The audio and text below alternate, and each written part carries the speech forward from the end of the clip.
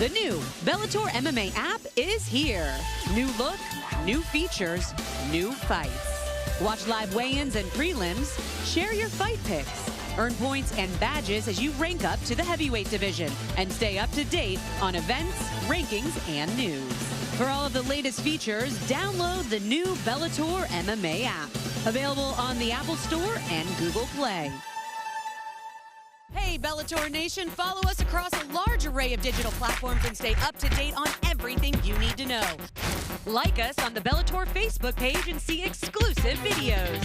Follow us and get instant updates on Twitter at Bellator MMA and get a chance to have your tweet live on the broadcast. See amazing pictures on Instagram at Bellator MMA. Join Bellator Nation today.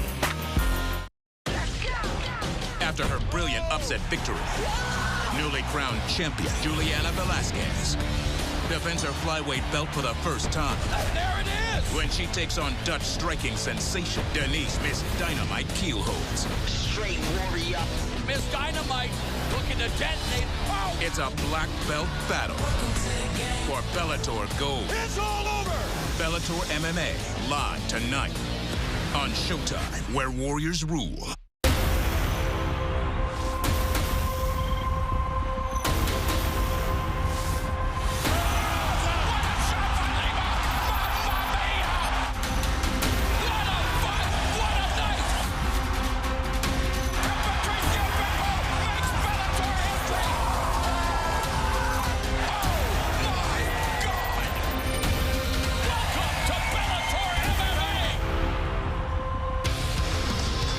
Welcome to Bellator 262. We are back at the Mohegan Sun Arena for another incredible night of fights. Tonight, a world title fight between the Bellator flyweight champ Juliana Velasquez. She is undefeated and putting her perfect record and her belt on the line when she takes on five-time kickboxing world champ Denise Kielholtz. Well, that is our headliner and just one of the many great fights we have coming your way tonight. Good evening, everyone, and welcome into the Fight Sphere. I am Jen Brown, and joining me at the fight desk tonight is, of course, two-time world champ Josh Thompson. And, of course, who better to break down the Flyweight World Championship tonight than the former five-time world champ, Ilima-Lei Macfarlane. Thanks for joining us, champ. It's great to have you here tonight. Thank you. I'm so excited. I know you're Obvious excited. reason. Let's talk about it, then. Let's talk about it. We've got, last time we saw you, of course, was your fight against Juliana Velasquez. She now puts her first title defense, puts her belt on the line for the first time tonight. You said this is a matchup that you think stylistically is incredible. Tell us why. This is the matchup to make. I mean, arguably two of the best strikers in the flyweight division. And on top of that, they have the judoka background, both of them black belts in judoka. So this was obviously the matchup to make. Denise Kielholtz has been on an absolute tear through the division, getting finish after finish after finish.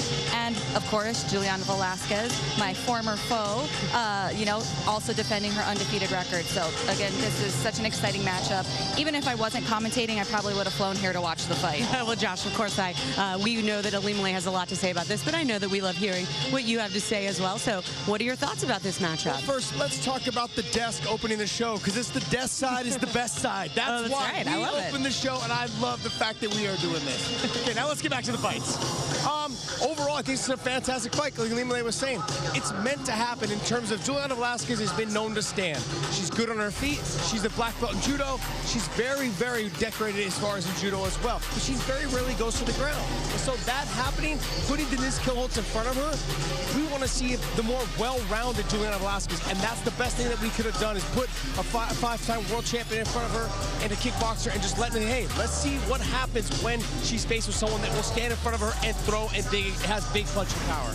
Totally. I mean, again, on paper, Denise Kielholtz is the best striker in the division. She's the Bellator kickboxing world champion. So let's see how Juliana responds to that, facing a striker of that caliber. Let's see if it goes to the ground. Who knows? Well, I do love what she said. You know, Juliana told us this week, she said, yes, everybody's expecting us to go to the ground, me to take her to the ground, but I kind of want to stand and bang with her. So it should be an exciting fight. That is Careful what you wish for. That's right. That's so true. Well, that is our main event. It is coming up later on tonight at 9 Eastern, 6 Pacific on Showtime. But now let's kick off the night and head down cage side to Big John McCarthy and Sean Grandy. Sean. The desk side is the best side. How long do you think it took him to write that? A long, long time. Which it did not take Juliana Velasquez to get to the top of the business and that world championship. John, you and I have spent the last couple of weeks, we've all been saying the same thing. Boy, is she going to stand up? Is she going to stand up? Maybe we're not really factoring in the fact that everything she's done to this point is working. Everything she's done, she's been dominant. She has dominated most of her fights. She has made her opponents fight the way she wanted the fight to go. But this is a different opponent. This is an opponent who, in the stand-up game, although she's shorter, she's got less reach. She's so good at getting in, so good at her combinations and not accepting damage when she comes out of that position.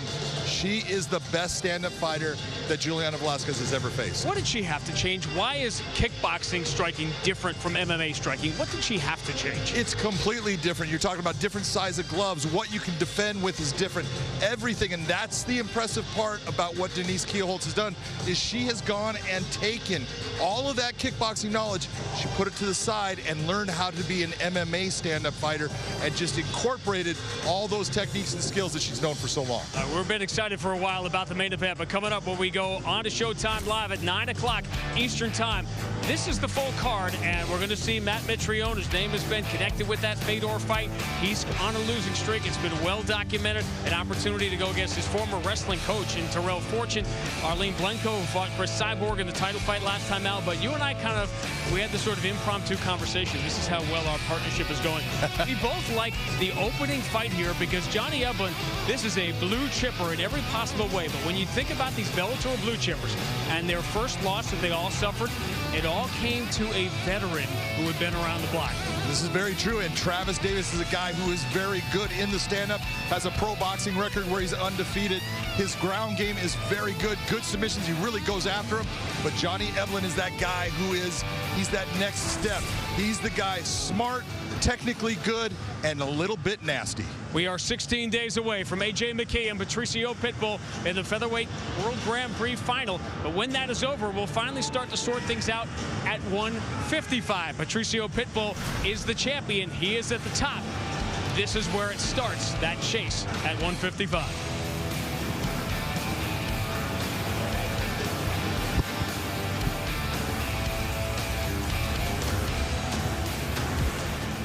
And now, ladies and gentlemen, we welcome this evening's first fighter, Nicholas Giletti.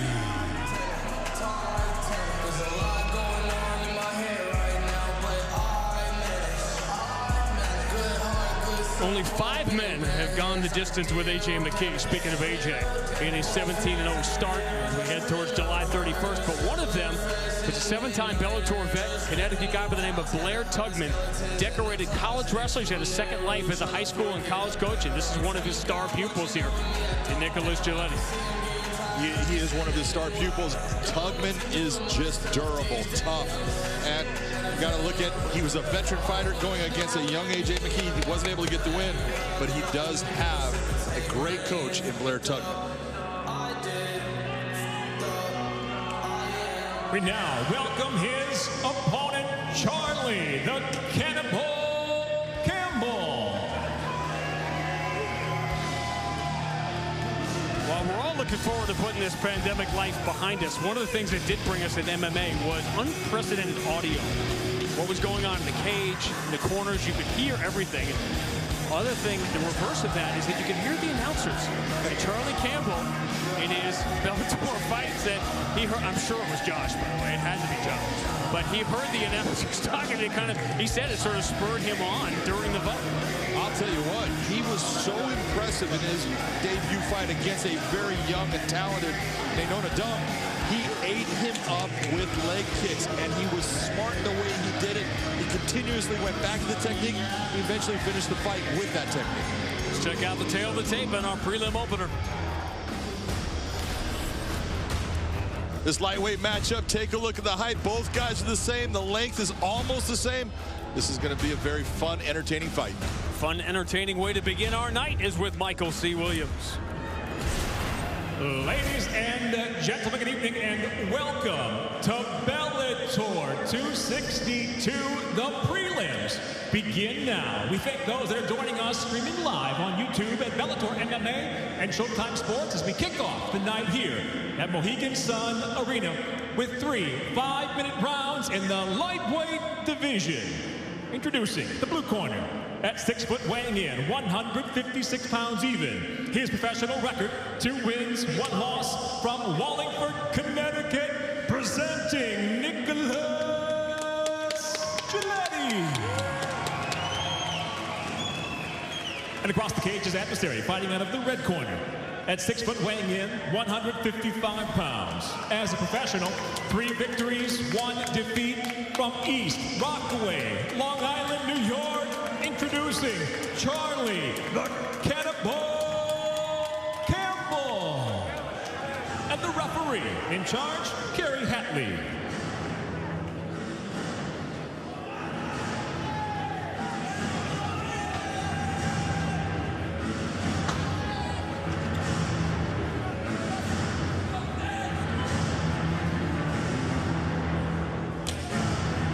All right, gentlemen, let's get this thing started. You ready? Ready? Let's go to work. No glove touch. Not by Charlie. I mean, Charlie Campbell had that look. And I was going to ask you about fighters you see that are young, working their way up, and then all of a sudden they get into the big lights. Some are not affected by it, and some it's a completely different environment. Absolutely true. And the one thing that we saw out of Charlie Campbell, he came in against one of those blue chip prospects that everyone was talking about, you know, how special he was. He was not affected in any way. He took charge of that fight after about the first 3 minutes, and it was his fight from that point on. Beautiful fight.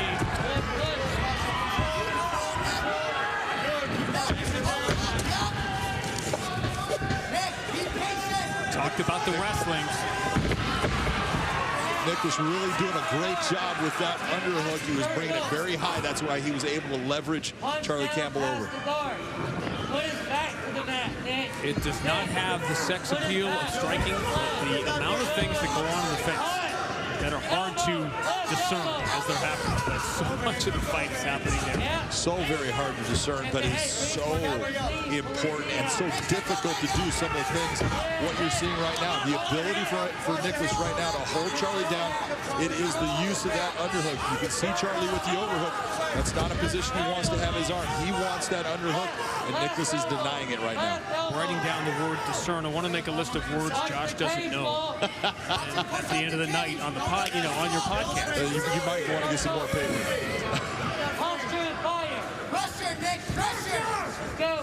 And Charlie's doing a good job. What he's trying to do is frame out, but you can't do 2 things at once. You've got to take your time, use that frame, then bring your hand out so you can posture yourself to get back up. Nice 2-on-1 by Charlie Campbell right now. You see Nicholas just trying to control position. He's trying to get that hook inside. That's going to help him hold that position. Throughout this night, we're going to talk about very good strikers, but in trouble against wrestlers with, superior wrestling. Well, man, if you can take a guy off of his feet and he loves to strike, you've taken away a ton of his tools. One hook in, trying to flatten him out. You can see how Charlie Campbell has his right knee bent. Well, Charlie Campbell comes from Law MMA. You're talking about his jiu-jitsu's with Matt Serra. He knows the ground game. It's just sometimes when you're in against that guy that he's just one step ahead of you, and right now that's exactly what Nicholas is.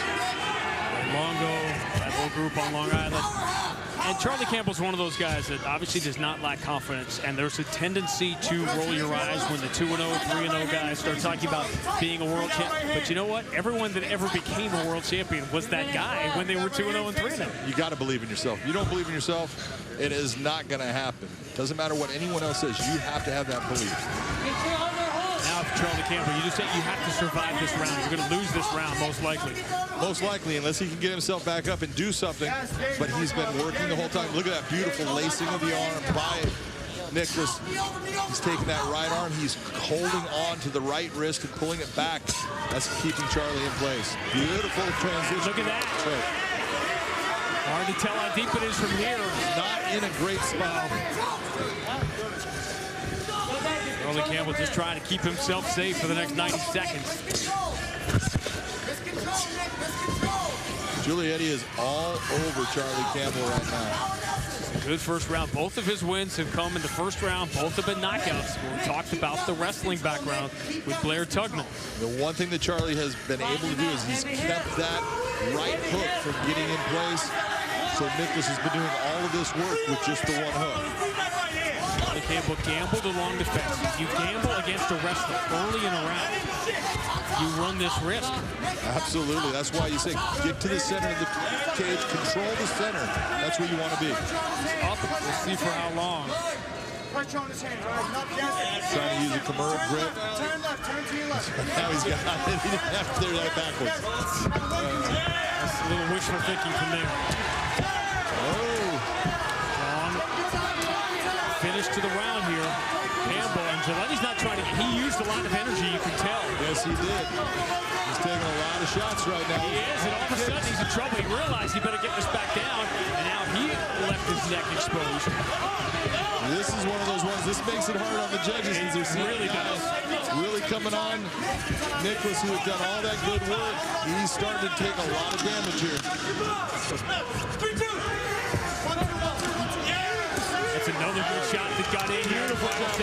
Beautiful job going to the body. This is why your clinics, your judges' clinics are full.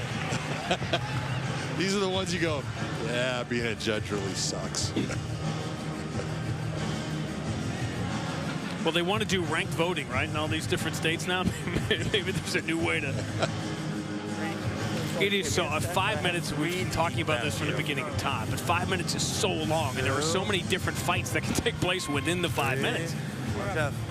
We all go back to Marvin Hagler and Sugar Ray Leonard stealing the final seconds of a round, and it's easy to remember the last 30 seconds of the round, which were great for Charlie Campbell, but he spent the 3.5 minutes before that not only on the ground, but in some danger. And here's the moment where it all turned around. You saw him. He was looking for the Kimura grip. He did not have it right. He readjusted, gets the Kimura grip, puts some pressure on that arm, and then switches position, and right away starts launching knees and punches, and the kicks were the big difference. And we saw that Charlie Campbell's got very hard kicks in his first win.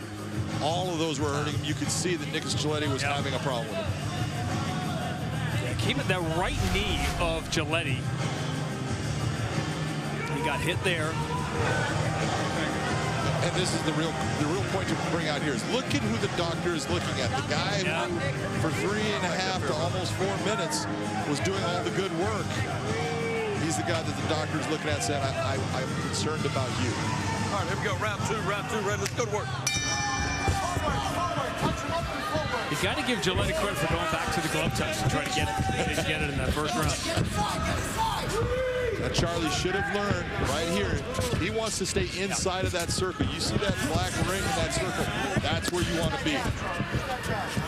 All right, so which way does that first round go? You know, I'll take a look at it. And the way I look at it is Charlie Campbell was, as far as positionally, he was beaten. But you look at who won the actual fighting components, the guy that took the damage. Giletti took the damage. I'm going to give it to Charlie Campbell. And he's taking more damage now. Hide behind that jab. Hide behind the jab. Also the jab. Campbell was able to get up 4 minutes after being down on the ground for 3.5 minutes. It was almost like Giletti was a different guy. That was a nice outside single shot by Giletti right there. But you can see, watch the hips coming around and shoot. All the way around. And good job of making him get up and then diving into him with the strikes. Giletti has no interest, and he shouldn't have being on his feet. I'm not sure how much interest he has in being in this fight. He's hurt right now. And that shot to the ribs with the knee, that did not feel good. This is not going to go on much longer. He's starting to shell up. He's playing the part of just being the punching bag right now. He needs to be active in the fight. Kerry Hadley's been looking for a while. It's done. And you can see this coming from the start of round two.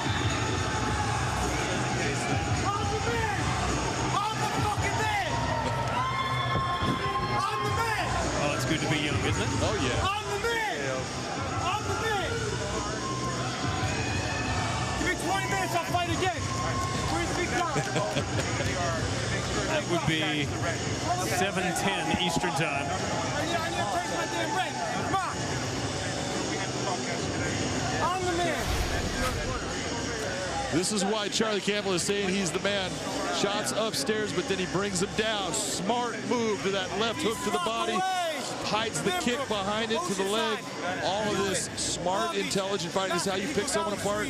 You see that shot to the body, the fight is over. That is like someone taking a dagger and just driving it deep into your side. It's horrible. I'm not fighting for free ever again. Let's go. Good stoppage by Kerry Hadley. He was watching. He saw what we saw in those opening seconds. My time. Jake Paul, your girls are mine. Your posse's fake, Jake Paul. Your girls are mine. Give me an MMA fight, I won't even throw a kick. And there goes the internet. You said Charlie Campbell did not lack for confidence before this. Certainly does not now. He goes to 4-1 with his second round TKO. And certainly a learning opportunity as well for Charlie Campbell, who spent most of the first round on the ground. Let's have Michael C. Williams make it official. Ladies and gentlemen, inside the Bellator cage, referee Kerry Hadley steps in, waves off the contest due to strikes. Officially 1 minute, 30 seconds. Round number 2, the winner by TKO, Charlie the Cannibal Campbell. It's my time. Give me a damn contract. It's my time. Well, now the challenge for John McCarthy will be to see if he can get Charlie Campbell to come out of his shell. Charlie, I know that you're not real emotional in any way, okay? But I want to tell you that was a very impressive fight, but it was a story of 2 fights. He got you down early, and he had good positions on you. He tried for a rear naked choke. He was landing some good shots. You weathered the storm, and when you got up, you turned it on. Talk to me about what was going through your mind. I'll spend about 20 seconds or so on the previous fight because already it's in the past. I got to keep thinking about the future. Nick's a great fighter. He came out tough. I know how to stay composed. I train with the best team in the world. I'm prepared by the best 3 on fight week. That was nothing, man. That was nothing. No one could put me in a worried situation. Props to him for looking to do damage. That's where openings were made. In the past, I've seen guys just lay there and pull some BS shots just to prevent the breakup. He's a great fighter. But I'm looking forward to the future. Again, I'm here in the Bellator cage on very short notice. I fought here August last year. Fought a tough Noah Dung. Didn't get a call. Yeah, I did her maybe 2 or 3 times on a couple days' notice. No disrespect to the staff, all right, but so I went to the CFFC, great organization, gave me a great fight, another undefeated prospect. We put on a hell of a fight, and I'm here again now. Come on. It's not just me getting another chance, it's Bellator getting another shot at me. I'm ready for the big stage full time. I gotta fill my pocket and wallet with some money now. I like that. Let's talk about you for the 2nd time in a row. You proved your power. You proved that your kicks are strong. You proved you were smart and that you brought your shots from the head down to the body. When did you know that you had him? I supplement a lot of yoga training at Hot Yoga for You, Raffle Center, near my house, and I take a lot of pride in my mobility, flexibility. I got a great staff that works with me, and yeah, I can throw those kicks nonstop. It doesn't get tired to me. Then when I start feinting them and faking them, guys shit their pants. I'll tell you what, beautiful win. Congratulations. I think that contract's coming. Ladies and gentlemen, your winner, Charlie the Cannibal. Let me make a few statements. Jake Paul, I'm coming. I believe he does hot yoga. I have trouble picturing the namaste. I gotta get up on the cage. Charlie Campbell goes to 4-1. Guys, that was memorable. Memorable is certainly a way to describe it. We're up here laughing. Hey, look, you know what, Josh? Limale, we talk about fighters when they get that opportunity to get on the mic, to have something to say. Charlie Campbell said a lot tonight. You can't let your moment pass you by, and I tell you, he gave a shameless plug to his yoga place. I love it. He called out who he wanted to fight in Jake Paul. He said, Bellator, I'm doing you a favor by signing with you guys. He did everything he was supposed to do. That was perfect. It was perfect. I thought it was brilliant. And he gave respect to his former opponents, too. So that's the most important thing, but I love that East Coast attitude he had. I'm a fan, a Charlie Campbell fan. I think we all are going to be a fan after tonight. Hey, that's the way you start the night. This is what we like here on Bellator. We've got some great matchups. They're coming your way later on tonight on Showtime at 9 Eastern, 6 Pacific. We've got a headliner, of course, the women's flyweight world title fight. But earlier in the night, we've got a women's featherweight feature bout. Now, we've got Arlene Blenko. She is taking on Diana Silva. Now, Limale, I know you said tonight it is all about the ladies. So what do you like about this matchup?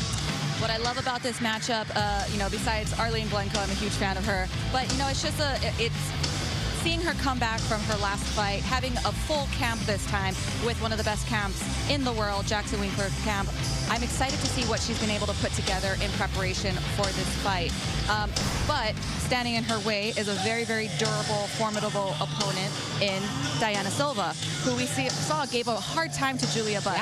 Yeah, so extremely tough, also trains with very high-level female training partners, which is very important. Ask any female fighter, it is important to have female training partners. So this match is really interesting. I think it's going to be a banger because both of these ladies want to stand up. So I think it's going to be a barn burner. All right, we look forward to that one. Now, Josh, we also have a middleweight matchup between Johnny Evelyn and Travis Davis. Now, you said that this is one that you're really looking forward to, so tell us why. Well, it's not even so much that I'm looking forward to it. I feel like it has the potential of being fight of the night. Okay. It may steal the show tonight because Johnny Evelyn is undefeated. He trains with just stone cold killers out of American Top Team, and all of them are undefeated. If you look at all of their records, his other three training partners, all of them together, I think their record is now 50 or 51-0. That's how they are all undefeated, and they all fight here in Bellator. So for me, I feel like Johnny Evelyn has everything to lose. He doesn't want to be the first one to lose in that group because they're going to kick him out of the group probably. But Travis Davis, great boxer, great on the feet, good kickboxer as well, great wrestler in terms of stuffing takedowns and keeping the fight on the feet. So when it really comes down to it, I'm going to see the two of these guys stand in the middle of the cage, and it comes down to whether Johnny Evelyn's going to use his All-American style wrestling to get this fight to the ground. If he's able to do that, he'll have a successful night. But if Travis Davis is able to stop a takedown or two, that can start making Johnny second-guess his options and having to stand with him, and that may be dangerous, and we may be the ones of the beneficiaries of a fun fight. All right, we love fun fights. Well, two great breakdowns there for you guys. That's two exciting fights on our main card. But now, in our next matchup, Johnny Soto, he is taking on Adil Benjelani. Now, things got a little heated at the weigh-ins, and to break this one down, we're going to head across the pond to Bellator's London office and Gareth A. Davies. Adil Glory Boy Benjelani meets Johnny Phantom Soto at featherweight tonight in a classic matchup of striker versus grappler. Soto, 4-1 in his career, had a fine Bellator debut in May, defeating Weber Almeida with a smothering, suffocating ground game. Phantom will want to put that same game plan into action tonight against the Glory Boy. Benjelani, fighting out of Chicago by way of Rabat, Morocco, enjoyed 2 victories in Bellator before going on a 2-fight slide. He heavily favours the stand-up. He's a formidable striker and has an exciting and very technical style, developed when he was trained for stand-up wars back at home. Kickboxing and Muay Thai are huge in Morocco, he explained, but his focus is on becoming more rounded as a fighter. The key tonight will be whether or not Soto can ghost his way to the ground and control the action with his smothering skills. The beauty for Glory Boy, however, as we all know, is that every fight starts on the feet. All right, Gareth, and Adil Benjelani, that's some really interesting background in that striking. Couple of impressive young fighters at 145. Johnny Soto with a big upset last time out. And now we welcome to the cage Adil Glory Boy Benjelani. And you heard Gareth A. Davies mention the nickname, which is now 13 years old because Adil Benjelani got it a lifetime ago, medaling at a full-contact national event in his native Morocco. That's an accomplishment. So is acclimating from Morocco to winters in Chicago. But that is what he has done. Throw in the Muay Thai, the kickboxing background, and a little dash of Rufus sport. And that's a dangerous striking combination right there. I'll tell you what, this guy has got incredible skill in the stand-up. He's got dangerous elbows, just beautiful, beautiful control of the cage in the stand-up area. And now we welcome Johnny Phantom Soto.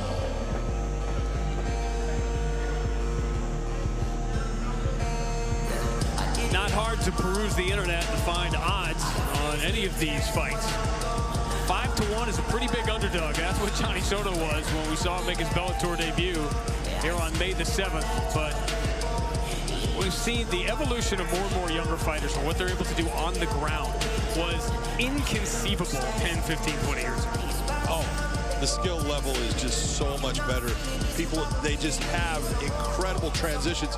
You look at what Johnny Soto did here.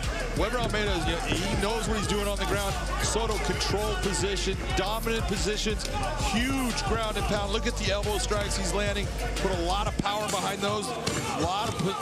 Look at the posture. That brings power. This kid on the ground showed that he is dominant, and he needs to get this fight against Benjelani to the same place. Not much to choose from here on the tail of the tape, but two very different fighters.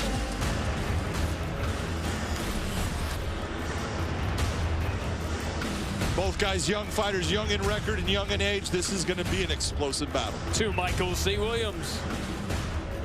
We welcome all those tonight joining us live across the UK on BBC iPlayer here at the Bellator 262 prelims as we go now to 3 5-minute rounds in the featherweight division. Introducing the blue corner at 5'11", weighing in 146 pounds even. His professional record, 5 wins, 3 losses. Originally from Rabat, Morocco, he fights out of Chicago, Illinois, Adil Glory Boy Benjelani. And across the cage, his adversary fighting out of the red corner at 5'9", weighing in 145 3/4 pounds. As a professional, 4 victories, 1 defeat from Escondido, California. Introducing Johnny Phantom Soto. In charge, your referee, Kevin McDonald.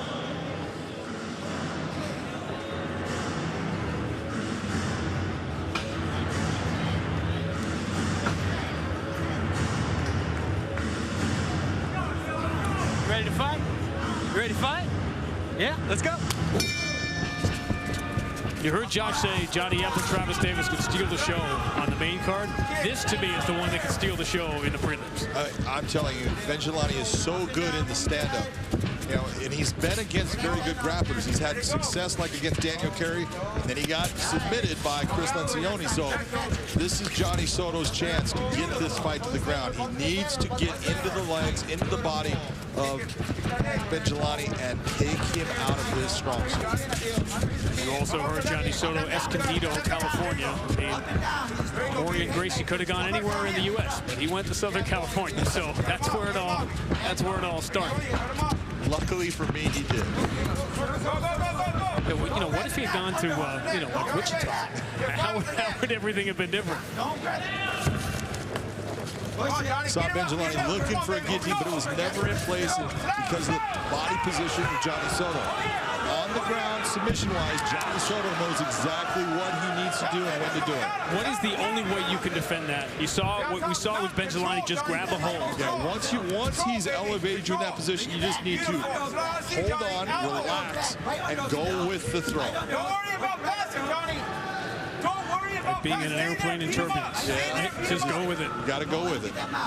Get your arms free, Johnny. Stay there and beat him up. You can't get up. Cage the cage. Bother him. Put his head down. You see that far side underhook by Johnny Soto with his left arm. That is exactly where he wants to be. That's going to keep Benjelani's back to the ground.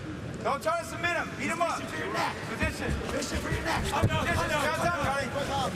Yeah, hold downtown. Don't let him up. Don't let him up. Don't worry about passing, Johnny. Get your guard back. Now play triangle. Get on the hips. There you go. There you go. You're fine. You're fine. Get on the hips. Get on the hips. Get up, Johnny. Nice elbow from underneath by Benjelani. There you go. Johnny Soto's corner was telling him, don't go for the submission. I want to beat him up, which is not a bad idea because it wanted to slow him down. But anytime you have good position, you go for a submission. It's there. Don't ever let someone tell you not to do it. The other hand. Overhook. Put that head in his face. Make it work. It's all good. Bring him over here. It's hard in this time to not realize there's going to be fans back, whatever. The audio you're hearing now, the line is going to go away. Yeah. Both feet on the hips. Keep him down there, Johnny. I know a lot of people have gotten accustomed to it. It's opened up a whole lot. You know, for a lot of people, it opened up an entire new world of the fight game. Things that they've never heard or understood before. Nice job by Benjelani to get it back to his feet. Soto, he needs to keep moving to his right. Nice job by Johnny Soto. All of that movement, you're looking, what did it get? It actually got Johnny Soto into that half guard position. He's got great shoulder pressure right now. That arm, that right arm with that shoulder is putting a lot of pressure down on the neck and jaw area. What does it do? Why do you want that so bad? That's because once his head is pressed over the side, it makes him a weaker fighter. It controls his position. He cannot move. You control the head or you control the hips, you're controlling the fighter. Stay on top, Johnny. Stay on top. Get down. Stay there. There you go. Nice. Beautiful. Beautiful. Back to guard. Back to guard. Beautiful job of stepping up.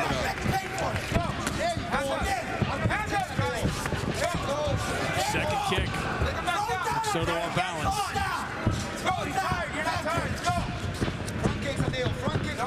Talk about a fight as promised for two fighters that want to do it a completely different way. He's making some mistakes here, though. He needs to really compose himself in the stand-up. Use his hands to put him in a position to drop down and get into that takedown again. Beautiful. Beautiful. Beautiful. There you go. There you go. He needs to be really careful of those combinations. Benjelani is very good with his hands, and he's very good at hiding his kicks behind him. Draw him into your big Step to the side, remember. Punch him with a sick hand. There you go. That was a good hook. Hands up, Johnny. Hands up. Hands up. That would be what we call it, as Josh Thompson would say, shooting a shot raw dog that is not going to get you anywhere. Good hook to the body by Johnny Soto. Them too obvious. Up and down, chin down. Chin down, smart. Punch it all day. Put the high kick behind that. It's one thing to know where you want the fight, it's another to get it. That is exactly the truth. Stop reaching. Take him back down, Johnny. Let's go. Control that underhook right there. Hold that down. There you go. You got it. Nice job getting his hands together, use his legs, get his hands together. Not much time left in the round, though. 10 seconds, Johnny. You're good. Beautiful. Interesting back and forth round one. Clean break.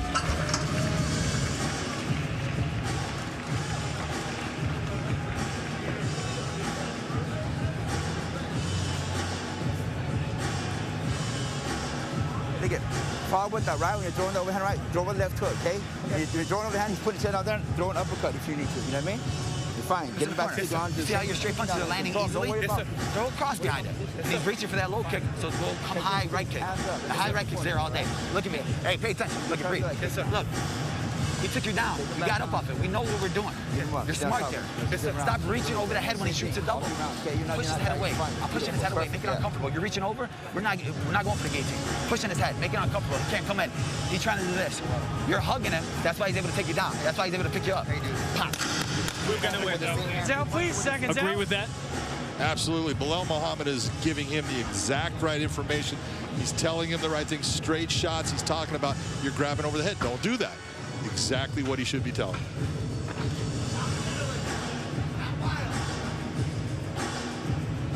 Round two. What is it with the glove touches? Well, one of them doesn't want Can't we all just get along?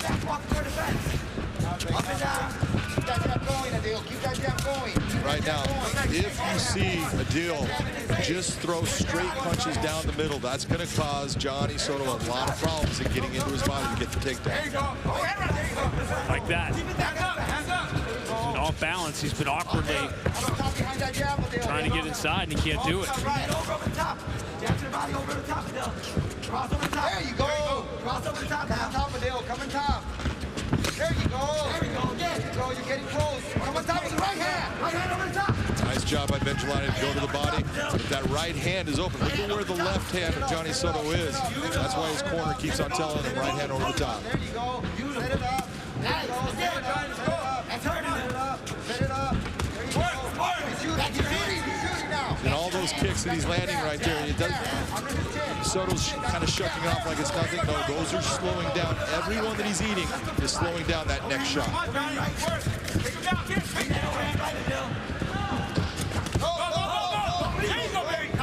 This is where it turned in round one. This is exactly what his coach, Bilal Muhammad, was talking about is don't grab, dig your underhook, and he still wasn't able to get that underhook. That's why Johnny Soto got him down.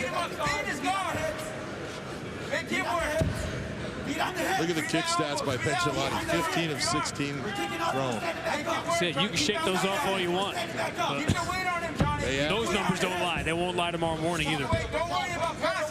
One of the things you got to love right now, look at the positioning of Benjelani as far as he's not closing guard. Now he does, as I talk about it. But the feet were on the hips. That's what's going to get him up or make him offensive. Nice job of pushing down on the head. Now he can use the cage as a balance point to get himself back up. He needs to dig. Again, he's going over the top. He needs to dig under. Now that he gets under that arm, dig that arm up. I don't want to let that go because that's something I had to learn, that logic would think that the legs being closed would make it, but it's not. It's not. You want them open. You need to have them open to be offensive. Nice job of getting out of that. And again, straight punches right now by Benjelani is what we should be seeing, because that's what's going to give Johnny Soto the most problems. Johnny throws a lot of winging shots from the outside. Straight shots are going to get there faster. There you go. Adjust it, Adil. Trust me. Beautiful. There you go. Adjust that right overhand. Adjust that right overhand. One more kick, Adil. There you go. Johnny almost countering with the kicks. Right overhand. Stop. There you go. His numbers demonstrating Soto is not blocking or avoiding anything. And he keeps on eating that overhand right that the corner of Benjelani's been talking about. Beautiful job of bringing those kicks in at the end. These kicks have to be adding up. A lot of energy being put out right now. What you're seeing by Johnny Soto, trying to go back to that sitting. He's going to try to hook the leg. Benjelani needs to dig that underhook on that left arm of Johnny Soto and bring it up. Throwing the 20 kicks landed by Benjelani on top of those strikes you saw. Take it back, Johnny. Use that wizard now. Use your arm. Take his back, Johnny. Get it. Get that arm down. Pull that arm out. All the way up. Stand up. You knee him right there. Don't stay there. Knee him. Knee him. Don't stay there. Turn into him now. Get her knee down. Turn into him. Take him back down, Johnny. Let's go. Turn. Let's go, Johnny. One more time. 1 minute, Johnny. Let's go. Remember, he was able to get Benjelani to the ground a minute into the first round.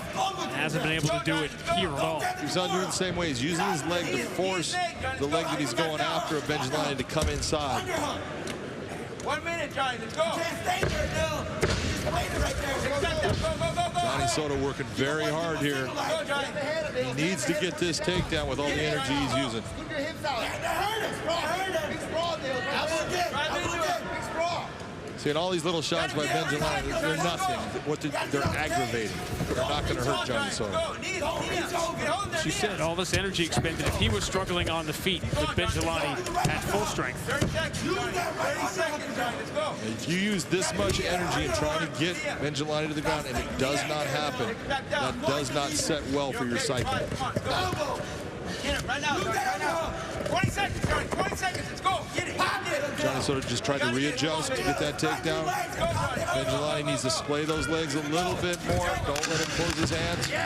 Nice job. Johnny Soto finally gets that takedown, but little time to do 5 seconds left. This has been good stuff. Wing break.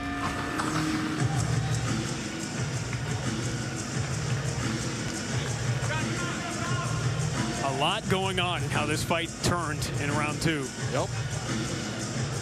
Benjelani really took over the fight with his stand-up, being crisp, just short, straight shots, good kicks. You gotta get your no more punches unless you get a high kick. No more low kick. You gotta address that underhook. No more low kicks if you couldn't hear that. Look at him. Pay attention. Hey. Here's the shots of Benjelani. Johnny Soto throws. You see the overhand right, and that's been there most of the night because Soto keeps that left hand so low. Benjelani then brings up the kick. Just glances off. This is going to be an interesting third round. I think the one who third round might be the whoever takes it takes the fight.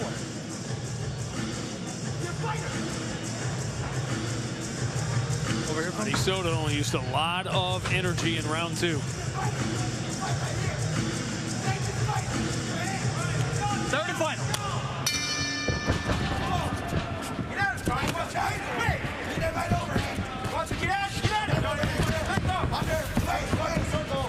Needs to turn out. Every time he starts to drive, turn out. Nice body shot. He's a good shot. And that that was more defensive in nature by Soto, that level change. That was because that one hurt. That was, it's raining, I need an umbrella. I waited till you took a drink. That's a nice one.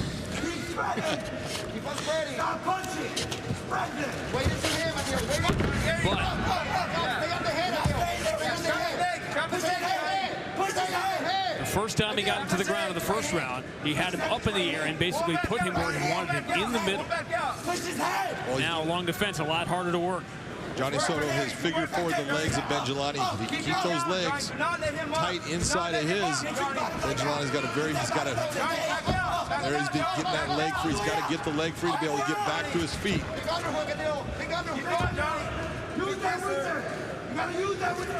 Now a lot of pressure on this, but you're seeing Benjelani put both hands to the ground to keep himself from hitting the canvas. Amazing how important this has become in the training. Smart, nice move by Johnny Soto. Tried to step around with the leg, then slice that foot inside of that gap. Talk about the evolution here along the fence, because Randy and Chuck were in there. No one was yelling wizard. No, even though they both knew exactly what they did.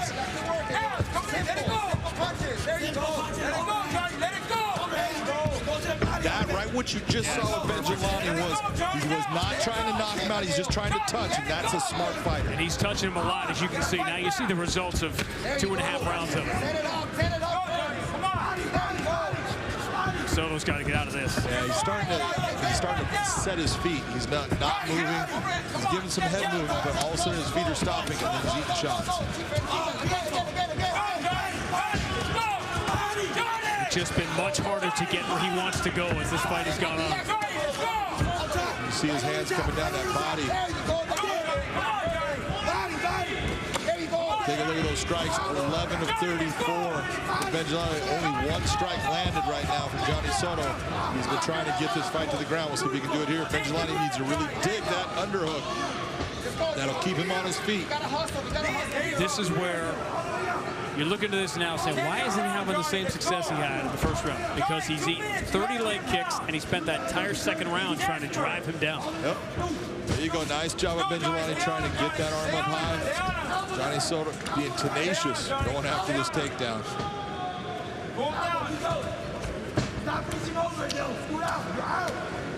Let's go, Johnny. Let's go. You see right there, Benjelani made the basic mistake. He was splayed out. He was good. And then he takes the step and brings his legs together, giving Soto a chance at getting that takedown. Again, this Kimura, this is almost, again, defensive Kimura. You can't take me down if I'm annoying you with this attempt.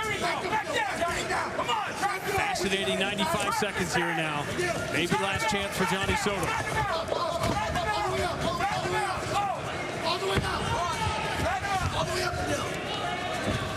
It's just very difficult in the position that Johnny Soto's in to do any big damage. He's trying, but with the fence there, it doesn't make it easy.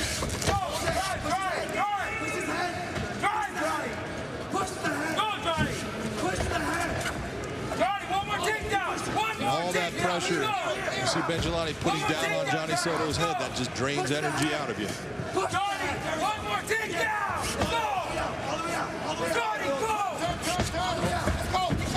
Mind is willing, but the body doesn't have it at this point for Johnny Soto, and now he's back where he doesn't want to be.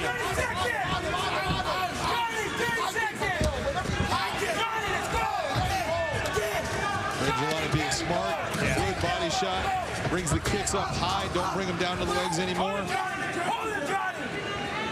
See, the real thing that you're seeing here, Benjelani is fighting, and Johnny Soto is grappling. He's not trying to do damage, he's trying to control his opponent's body. And in a game in which we are fascinated by the one-punch knockout, the head kick knockout, this is the accumulation of the leg kicks and all of the work you do early in the fight that renders your opponent almost helpless late in the fight. Yeah, basically ineffective.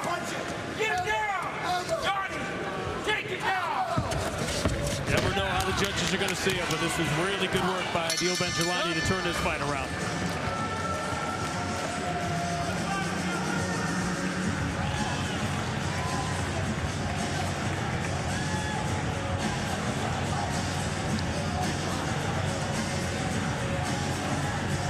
These are two fighters you want to see again.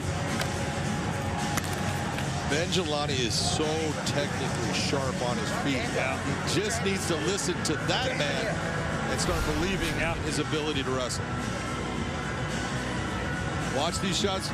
Beautiful straight jab, body shot. All these little combinations. Not trying to throw a ton of power on him. Just touching his opponent. That's smart fighting by Ben Jelani. Johnny Soto trying to throw big shots a lot of the time. Just eats that left hand. That's the thing that made the difference in this fight. Johnny Soto took a lot of body shots, which shows what kind of good condition he was in, that he was able to stay in this fight, eating some of those body shots. Johnny Soto wanted this fight on the ground. He was hunting for that from the beginning. He got it in round one, but those strikes just accumulated.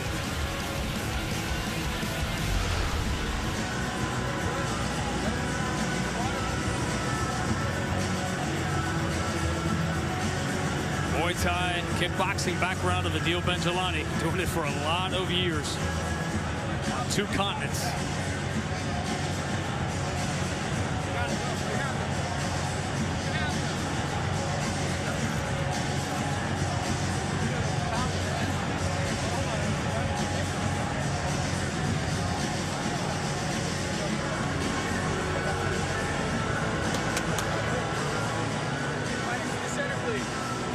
A close fight, a fun fight. Let's see how it turns out. Michael C. Williams will tell us.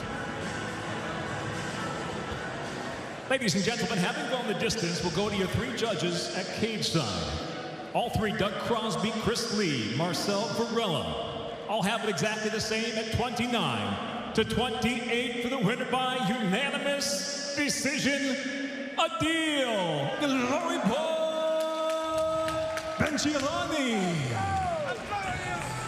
I've been counting so many hours. Nah, forgot counting. Talk to you, baby.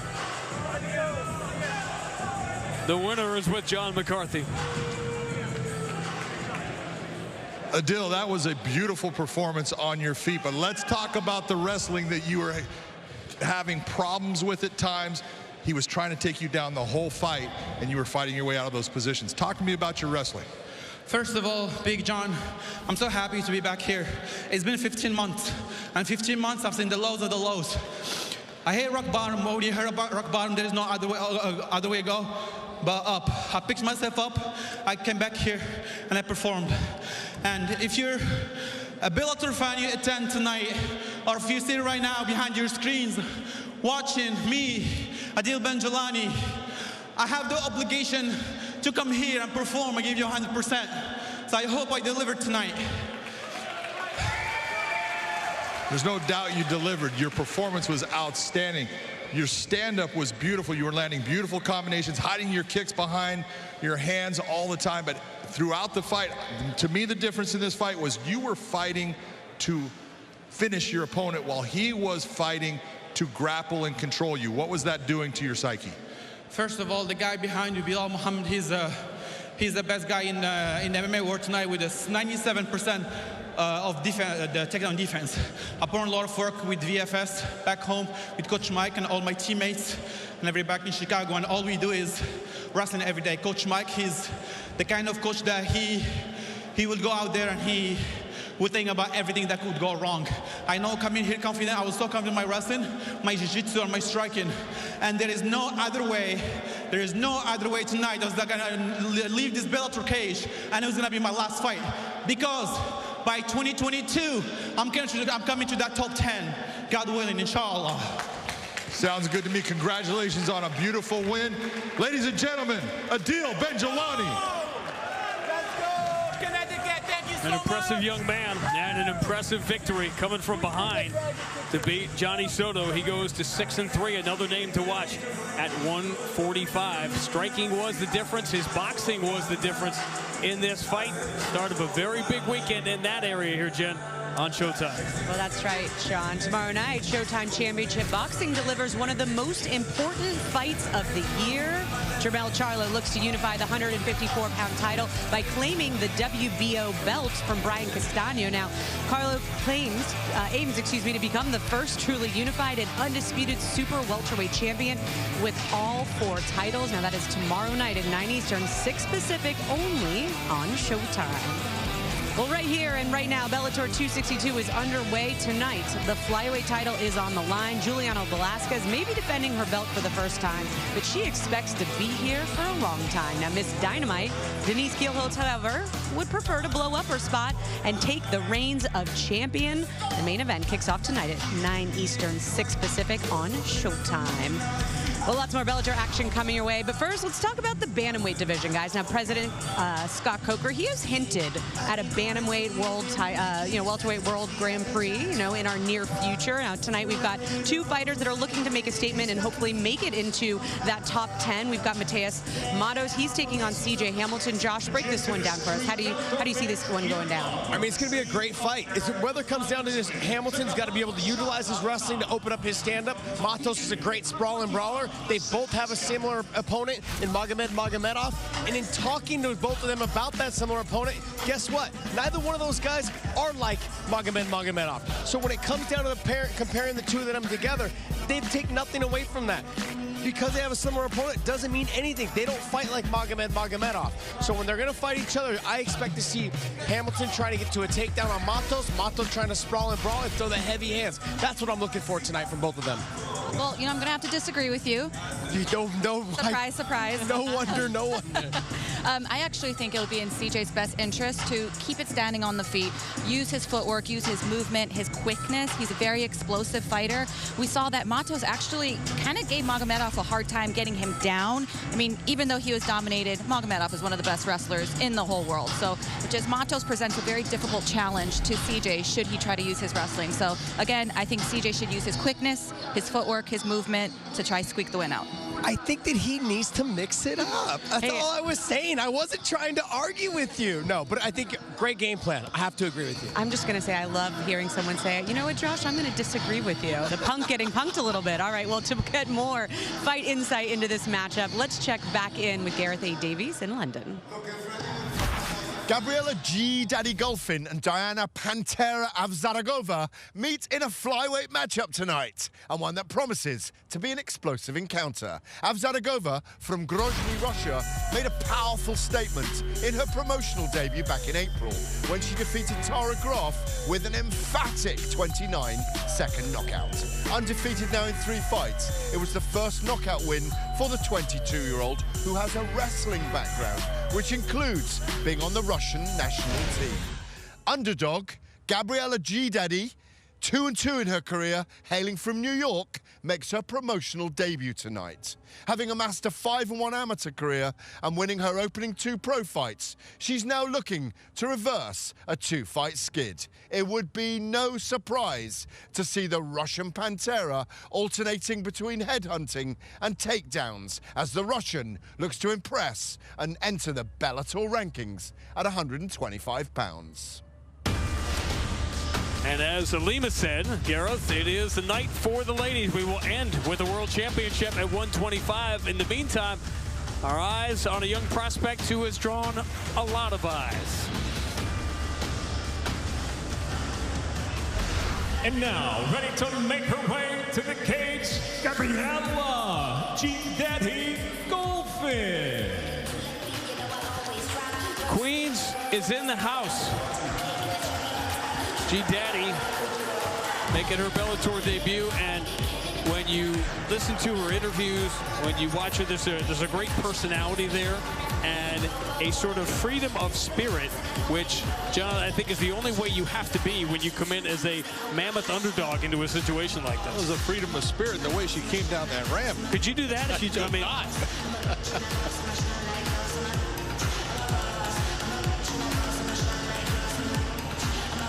And now set to make her way, Diana Pantera Avzaragova.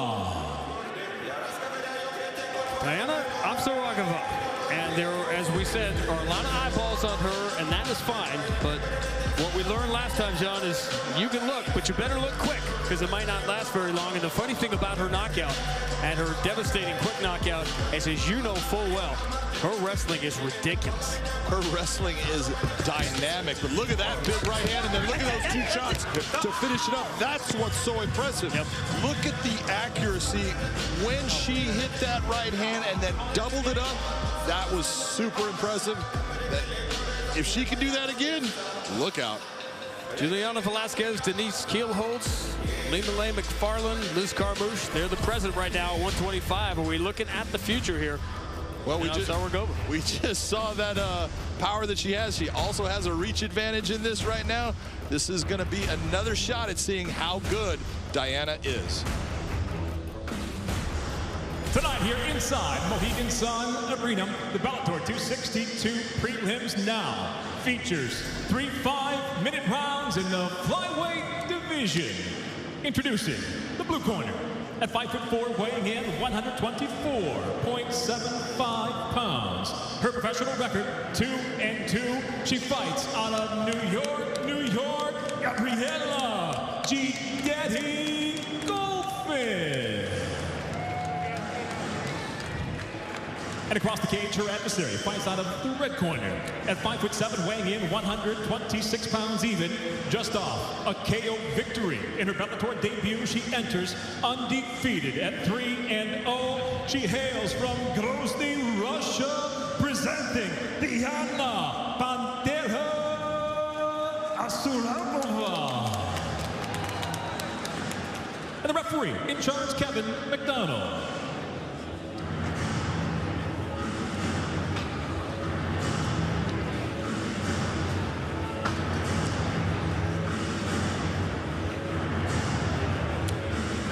Ready to fight?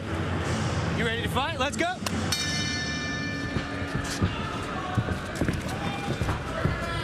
Saragova, her training is in freestyle wrestling. That is what she says is her base.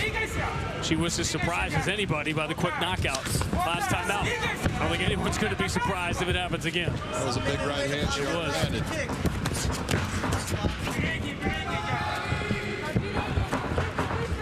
When you see a fighter for the first time, what is the very first thing you're looking for? Really, what I look for is just their composure in the fight.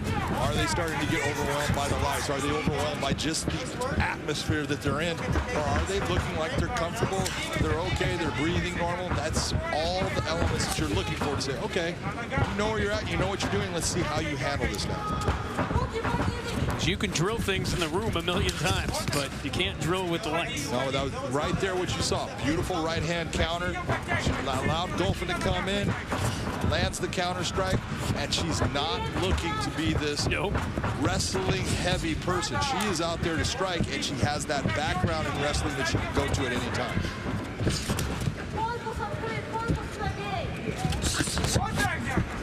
Right got in.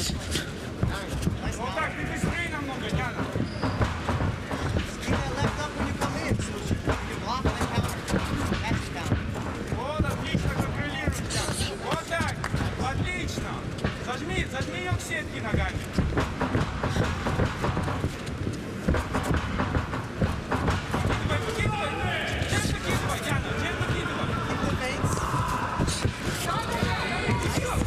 This fighter's been terribly active. And the 3 fights, the 3 wins for Saragova have been 2 years apart. It's the first time she's fought twice in the same year. Nice elbow across by Diana. Careful on the brakes. Which is an indication when we talked to her the other day that this is becoming a little more of her life now. She is committed. She's talked about this is where she wants to be. This is her goal, is to be world champion. It's just going to take time. People have to give her time like anybody, but she does have some outstanding skills. I was amazed the first time I watched her wrestle. Her suplex was technically beautiful.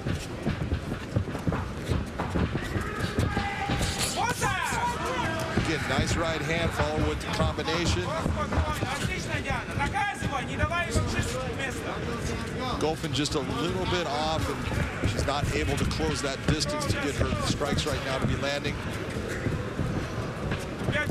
Heavy bags don't move.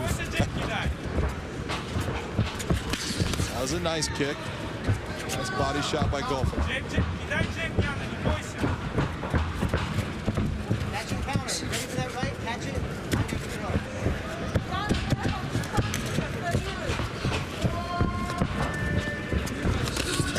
Nice right hand again by Diana. Landed that cleanly. Quick, she's in and out so fast.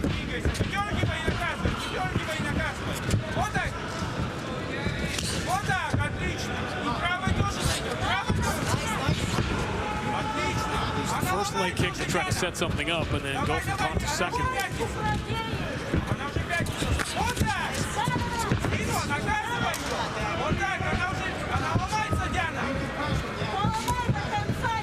Golfin twice now has looked for that takedown, and neither one has even come close.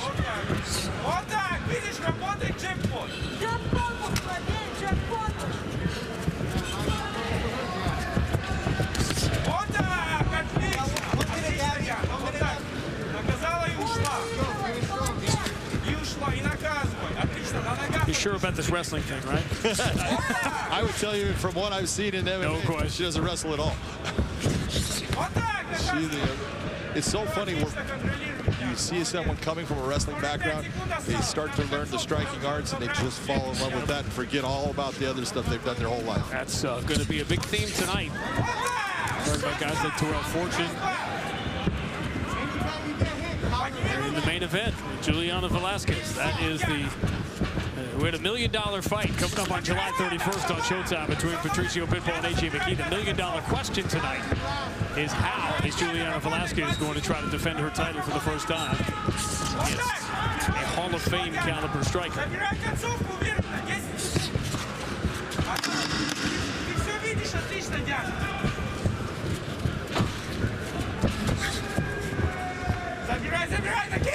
Saragova in complete control of round one.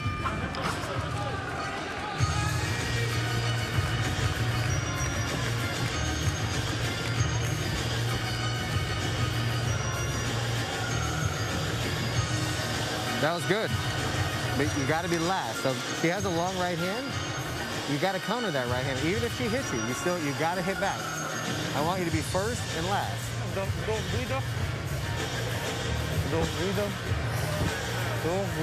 Диана, все отлично, ты все видишь. Ни одного удара не было такого, который ты не видела. Ничего ты не пропустила, нормально. В корпус она с ноги тебе попала и все. Но нога, ты когда уходишь, она вообще тебя не настигает. So she's feeling jab ты должна. It looks like she took a little more damage than we may have thought. Was that what? That was my interpretation of that.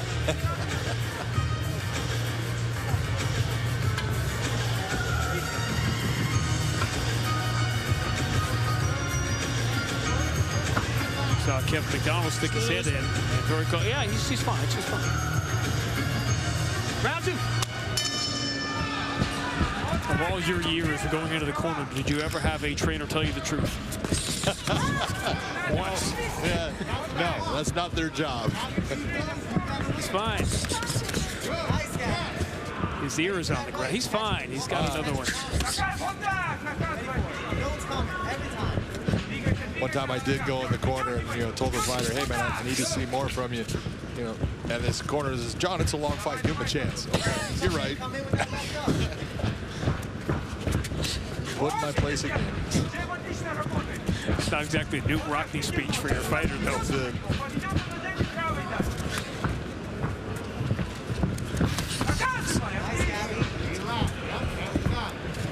Step in, she throws the right, catch a counter.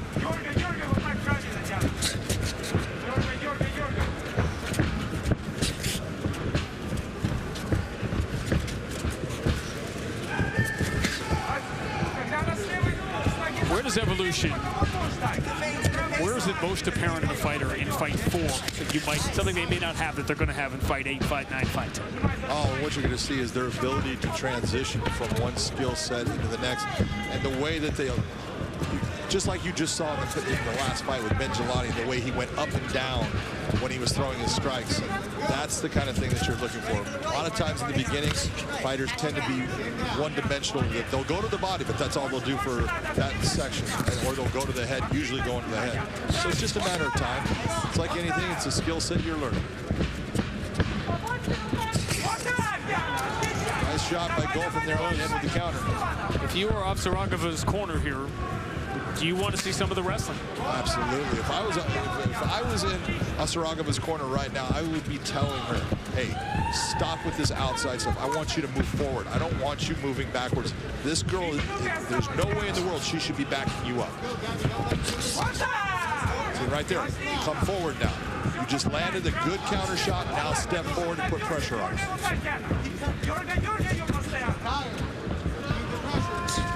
Coming in, blocking that right, throw your elbow.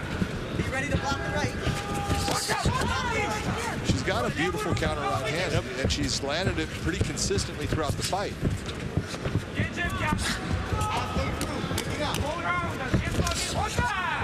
Because Golfin is coming in, and she's having to overextend a little bit, trying to get to her just because of the range difference. The opportunity is there. Yeah.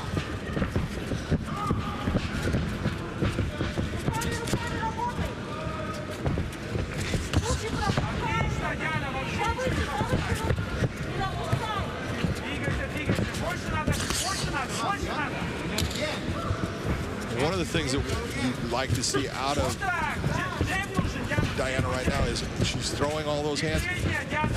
Again, hide your kicks. Bring a kick down in there near the end of that combination. Finish it off. Not a whole lot of kicks coming out of her. A lot of kicks coming out of Golfin. Gabby Golfin, yeah, no question. She's landed a bunch of them, more here in the second round. Oh, no doubt about it. It's a closer round.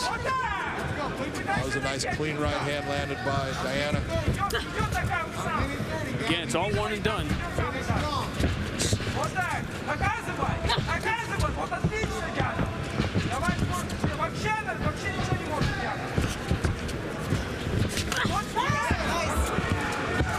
Spinning kick didn't have the distance, and now almost inadvertently. But not trying to. Yeah, she did. She wanted out of it. Just trying to exit out.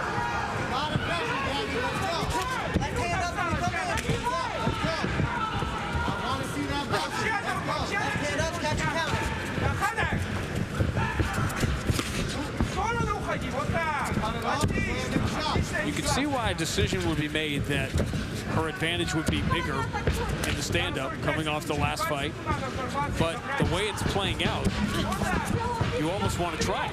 Well, it doesn't make sense in any fashion if you're thinking about if you're that good with your wrestling, utilize it, take this girl down, put her on her back where she can't hurt you, and you can do damage to her. Now, if you're going against someone that's great with submissions, I understand why you don't do it. But if your opponent is not this great submission master, then it's time to put him down, use that good ground and pound that you've been working on also, and put it to work.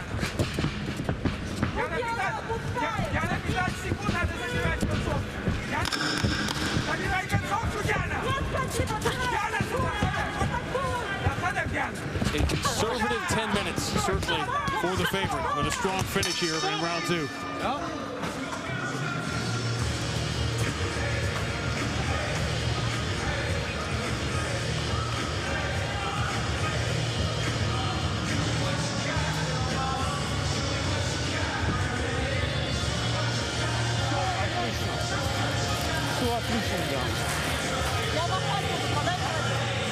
More combos. And throw some more right kicks, too, not just that inside kick. All right?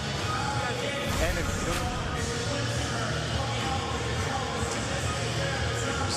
Spinning kick actually ended up being almost a spinning back fist with the forearm. That's what ended up blooding the nose of Gabriela Golfin. Go back. More than just one shot. Even when she got her up against the fence, there was the opportunity there to change the trajectory of the fight. And it was a very clear, deliberate choice not to do it.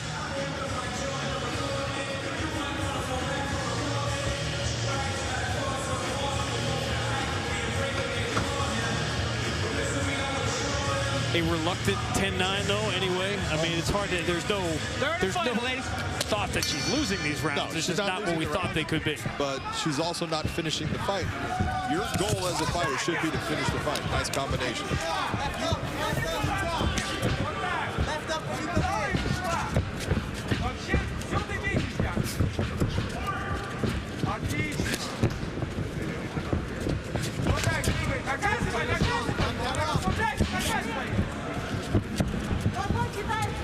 So you're in minute 11 here, and Gabby Gelfand, who came in as a big underdog in this fight, is still there. She's taking some damage, but how does she change the fight? Gabby Gelfand needs to quit following her. Right now, she's the one coming forward. There you go. See how she stepped off to the side and cut off that movement? That's what she needs to do. But once you step to the side, now step forward and throw.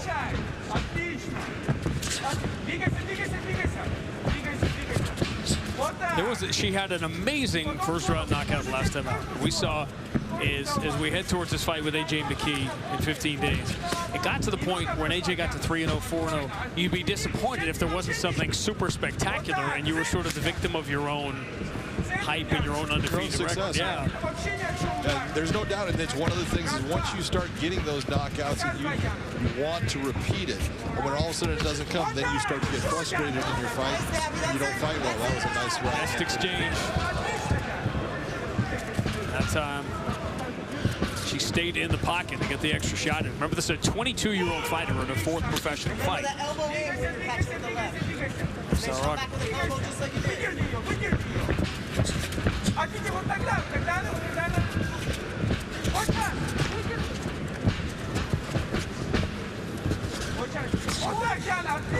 Saragaba's got a lot of, you watch what she's doing. She's giving good feints, but then she's not following up on the feint the next time. She's doing something different. Once you see what that fighter that you're up against is going to do in a reaction, use it to land your shots in the next exchange. And she's literally seen it 24 times. Exactly.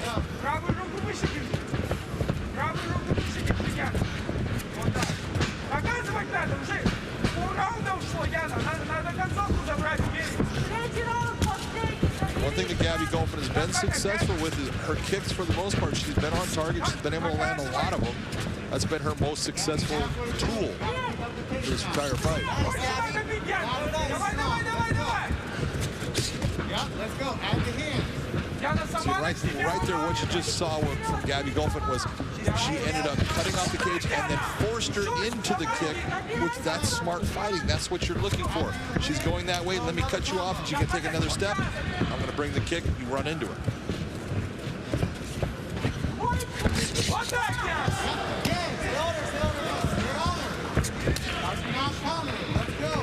Left high. Just keep the left high the whole time. There's almost something stubborn about this performance that I'm going to win the way I'm going to win.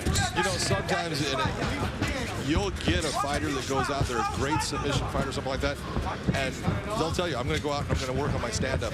That's their goal, is to go out and be in the fight, get time in the cage, doing something that they're not real comfortable with, just try to get their win by utilizing their skill set in that stand-up. A lot of times they'll end up going back to what brought them. But right now you see that Saragaba, she's just committed to the stand-up. She has not attempted one takedown this entire fight. Keep the pressure. A minute to go, Gabby. 1 minute left, Gabby. Keep the pressure. Keep the hands out. Gabby Gelfand's landed a lot. They haven't had the same damage. But you can see, look at the left leg. To Saragaba, she's got a lot of damage to it. Those kicks have added up.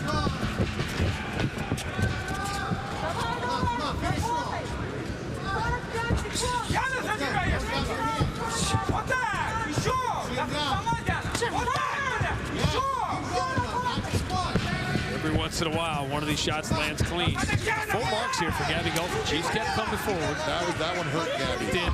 You see that right hand, it was short, it landed inside on her, it stunned her. Saragaba should have seen that she actually hurt Gabby. See, for all 15 minutes, either she couldn't read her or just chose not to be aggressive. There were opportunities missed as many of these shots landed. It will be the judges that decide.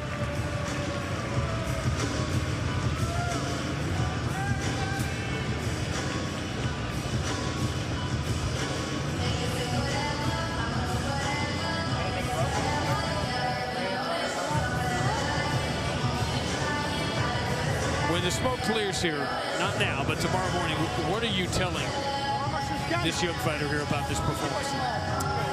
Yeah, you're telling me, hey, you went out there, you performed, you fought hard, and she did. But you didn't do the things that you needed to do to finish a fighter that you should have finished. You can take a look at some of the strikes, the kicks by Gabby, and then the punches by Saragova. She was utilizing that right hand. This is where that elbow, that forearm hit. That's what bloodied up Gabby's nose a little bit. But she was very successful with the right hand. Look at that right hand counter right there. Comes back with a combination.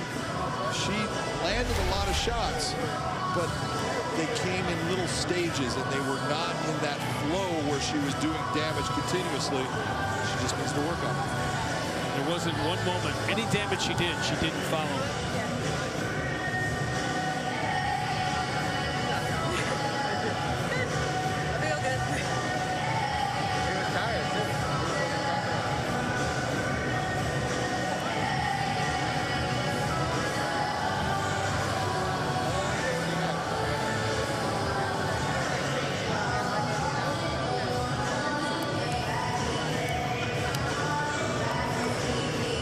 What's the longest you ever had to wait for a decision? I would say that actually about 10 minutes. And that's where you're going, what is going on? But sometimes math is hard. I was going to say, I've seen you at times struggle with that, but that's not what they're asking you to do. You have never, they're not asking you to. You get into the 30s there, that's tough. It is tough, and then it's 10, and then you have to carry the 9. The 9s can be tricky. Go all the way to 50, it becomes unbearable.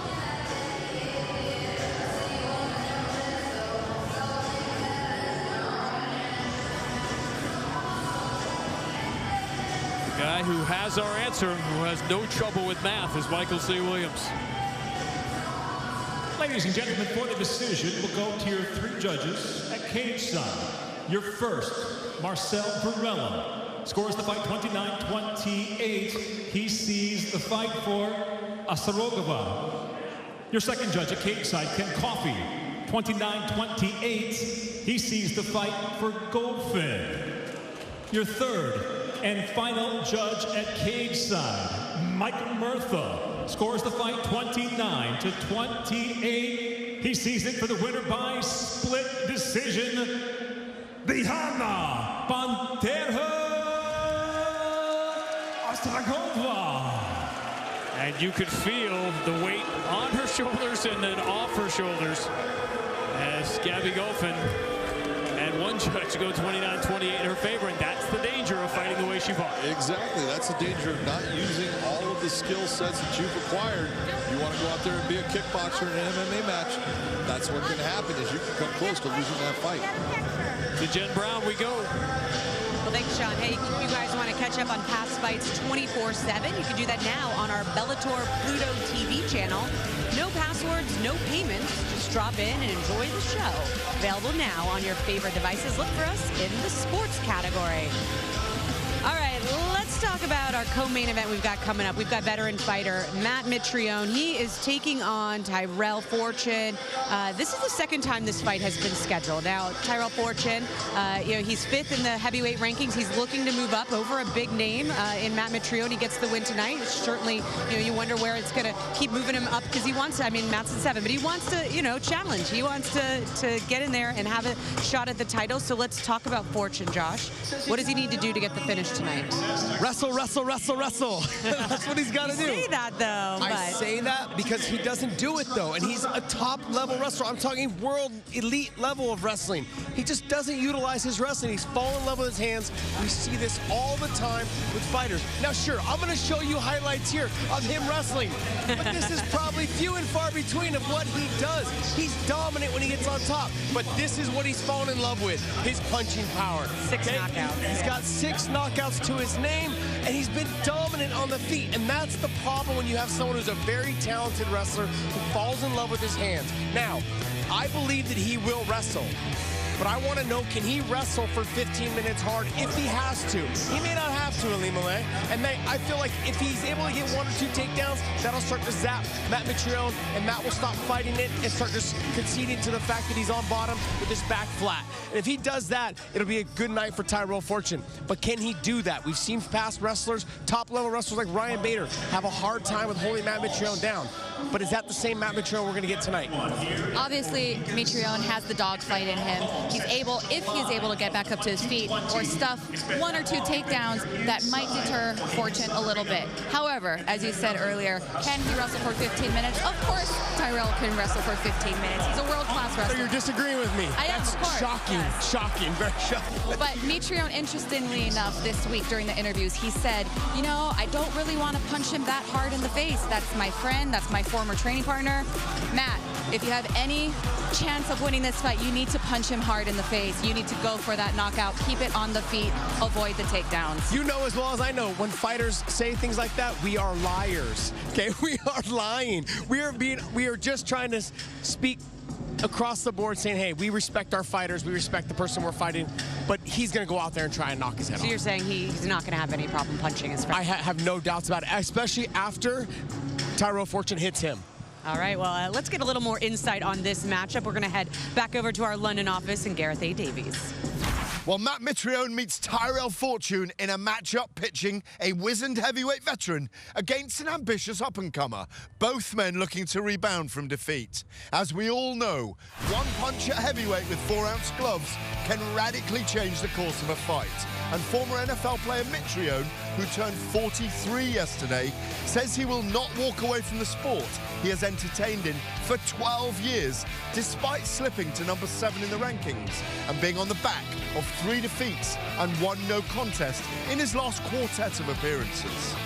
But with notable victories over the great Fedor Emelianenko and Roy Nelson in the Bellator ranks, Meathead Mitrione told me this week that we can expect a call-out for a Moscow rematch with Fedor, should his hand be raised. Ranked number 5 in the division, meanwhile, Fortune has a high-level wrestling pedigree, is mobile and athletic, and is a smaller, faster breed of heavyweight. For fortune and destiny, perhaps, taking this fight to the floor against heavy-handed southpaw Mitrione makes perfect sense. But as we always say, don't blink when the bell sounds for the big guys.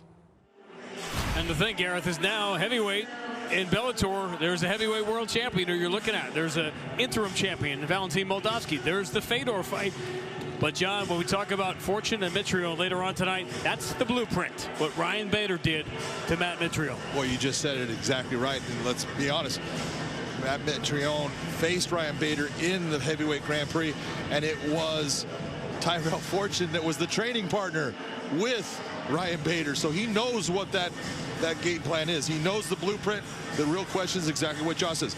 Can he wrestle if he has to for 15 minutes? He spent most of his camp back at Purdue in West Lafayette, just training with the wrestlers at Purdue, because he knows what is coming later on tonight. We know that Patricio Pitbull and AJ McKee on Showtime in the Bellator fight for the ages on July 31st. Meanwhile, at 145, another up-and-coming prospect, as if there weren't enough already.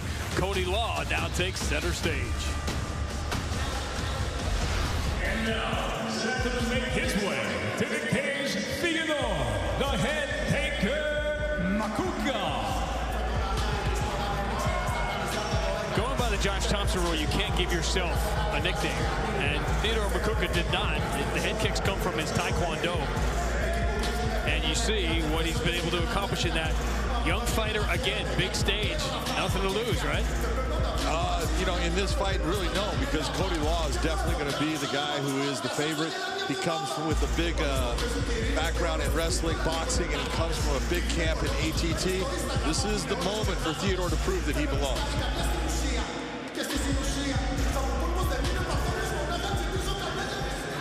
And now set to make his way, Cody Law.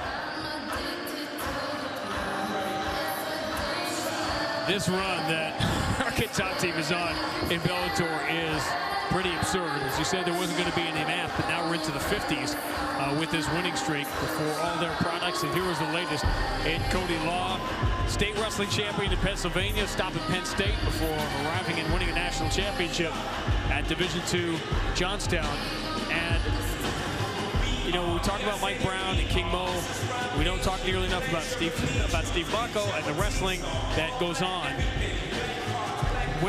We've talked so much about MMA evolving. Where has wrestling evolved among high school, college level in the U.S. over the last 5-10 years that we're seeing so many of these elite? Well, you're watching a guy in Cody Law. He just had a Darce choke. You're watching ground and pound here. This is a guy that has wrestled his whole life, and he is a good wrestler. And wrestling has only gotten better based upon MMA. MMA has highlighted how good wrestling is as a martial art. It's been beneficial for wrestling that MMA has come into prominence, and guys like Cody Law are here to show you that it's not going to change. Let's check out the tail of the tape. Our tail of the tape for this featherweight matchup right there. 3-0, 1-0. Someone's always got to go. Well, you know that rhymed? Oh, that's pretty good, huh? To Michael C. Williams. Tonight here in Mohegan-Sun, arena the Bellator 262 prelims now feature featherweights inside the cage set for 3 5-minute rounds as we introduce the blue corner.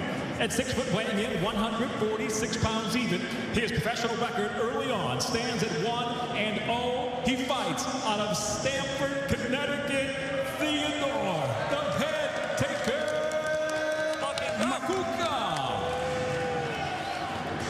And across the cage, his adversary out of the red corner at 5'9", weighing in 145 3/4 pounds. As a professional, he's undefeated, 3 victories, no defeats, fighting out of Pittsburgh, Pennsylvania, Cody Law.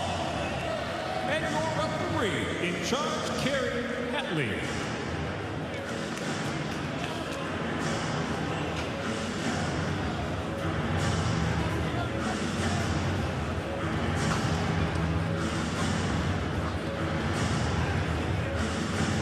That's where your hard work pays off. Ready, let's go for it.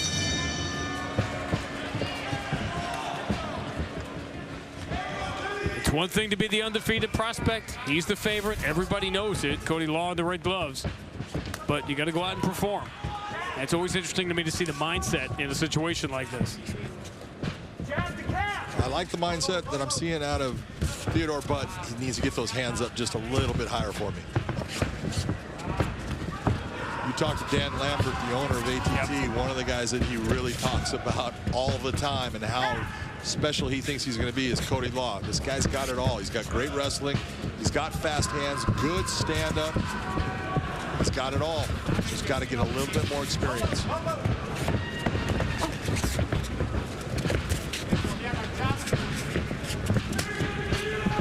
That was a hard check. That hurt. Nice right hand by Cody Law. Seen plenty of that this week.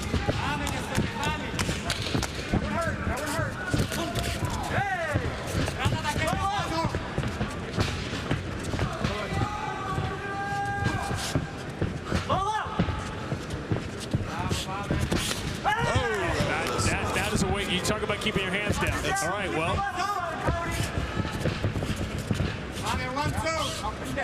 Have we checked on Dan Lambert after his AEW thing last week? I think he's still unconscious. Oh, this is big trouble. These are all getting through. This is that moment when you realize you're in at a different level. Kuka is not wearing that well. He is marking up quickly. Move, Theo! You gotta keep moving! Move, Theo! You can't just stand there! Go ahead, go! This fight is not long for this world. What Cody needs to do is look at where he's at, go to the body. Kerry Hatley taking a long look, and we're done. Here we go, look what happens. Cody Law, we were promised, and Cody Law delivers.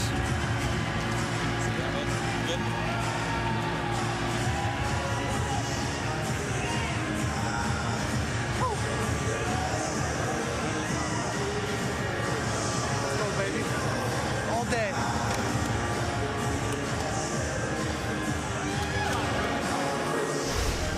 American top team, man. Look at some of the shots here. Beautiful left, right.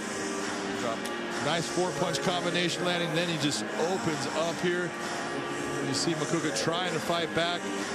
It was when Cody decided, oh, let me go downstairs, things started to really close the door for Makuga. And again, we're going to remember those devastating shots along the fence. You talked about the check kick earlier, and then a leg kick to Cody Law hit, and all of a sudden, you don't even have a base to defend yourself. When you saw after that checked kick by Law, he never threw another kick. So when you check a kick like that, and it hurts the guy throwing it more than it does the guy receiving, there's a problem. Nice job of going to the body. Cody Law being impressive. Unofficial punches thrown in the fight. Landed 23 low. Here we go, bud. Cody Law goes to 4-0 and doesn't get paid by the hour tonight. Good job. Michael C. Williams will make it official.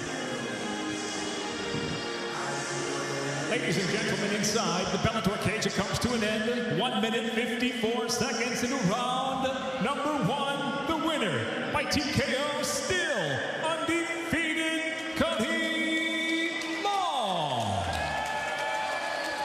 Cody Law's hashtag, after a couple of fights in which he felt he didn't go all out, was leave no doubt. Tonight, he leaves no doubt. Undefeated, 4-0, he's with John McCarthy. Yeah, give that nasty thing over to Mike there. That's beautiful. Cody, that was what we call pitching a shutout. 23 strikes to none. You went out there. You don't get paid by the hour, so you went out there to finish that fight. Talk to me about what you were thinking as you were throwing those shots. Yeah, I was just thinking, be patient, choose my spots wisely. You know, all week I've been writing down first round KO at 1 minute, 10 seconds. So I don't know where that was, but that's what I was shooting for. Might have been pretty close. Let's talk about the movement that you had. He was pressing you very hard. He was coming after you, and you were landing a lot of good shots.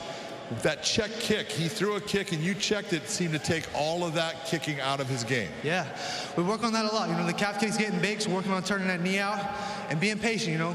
Coach Mike Brown talked to me about being patient. All the best fighters in the world are patient. Working on being patient, let him show his cards, chop the legs. 4-0 now in the Bellator cage as a featherweight. Who do you have your eye on? Who would you like to meet next in this cage? Whoever's next. Doesn't matter to you. Whoever wants it next. I'm ready to fight soon again. Sounds good to me. Ladies and gentlemen, outstanding victory, Mr. Cody Law. Cody Law talking about the check kick. His training partner, Dustin Poirier, had one of those last week. That worked out pretty well also. He goes to 4-0. American Top Team continues to roll. Pretty impressive performance by Cody Law. Bellator prelims roll on from Mohegan Sun, going heavyweight. Coming up next with a couple of interesting fighters, including a young prospect you may have not seen yet in Syed Soto.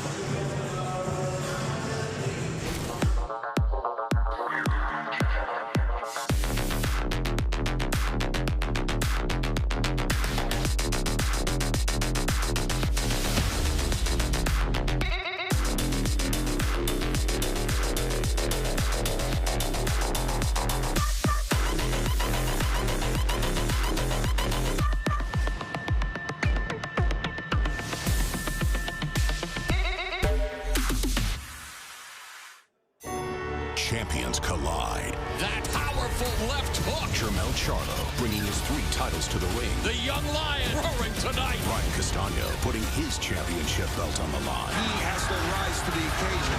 Who will become the undisputed champion of the world? The best fighting the best. History will be made.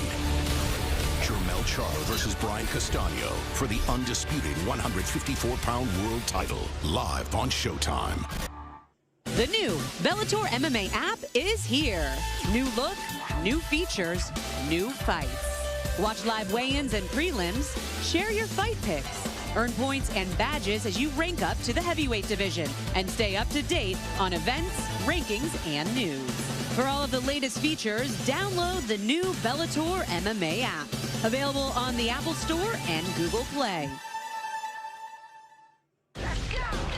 After her brilliant upset victory, newly crowned champion Juliana Velasquez defends her flyweight belt for the first time. There it is! When she takes on Dutch striking sensation Denise Miss Dynamite Kielholtz. Straight warrior.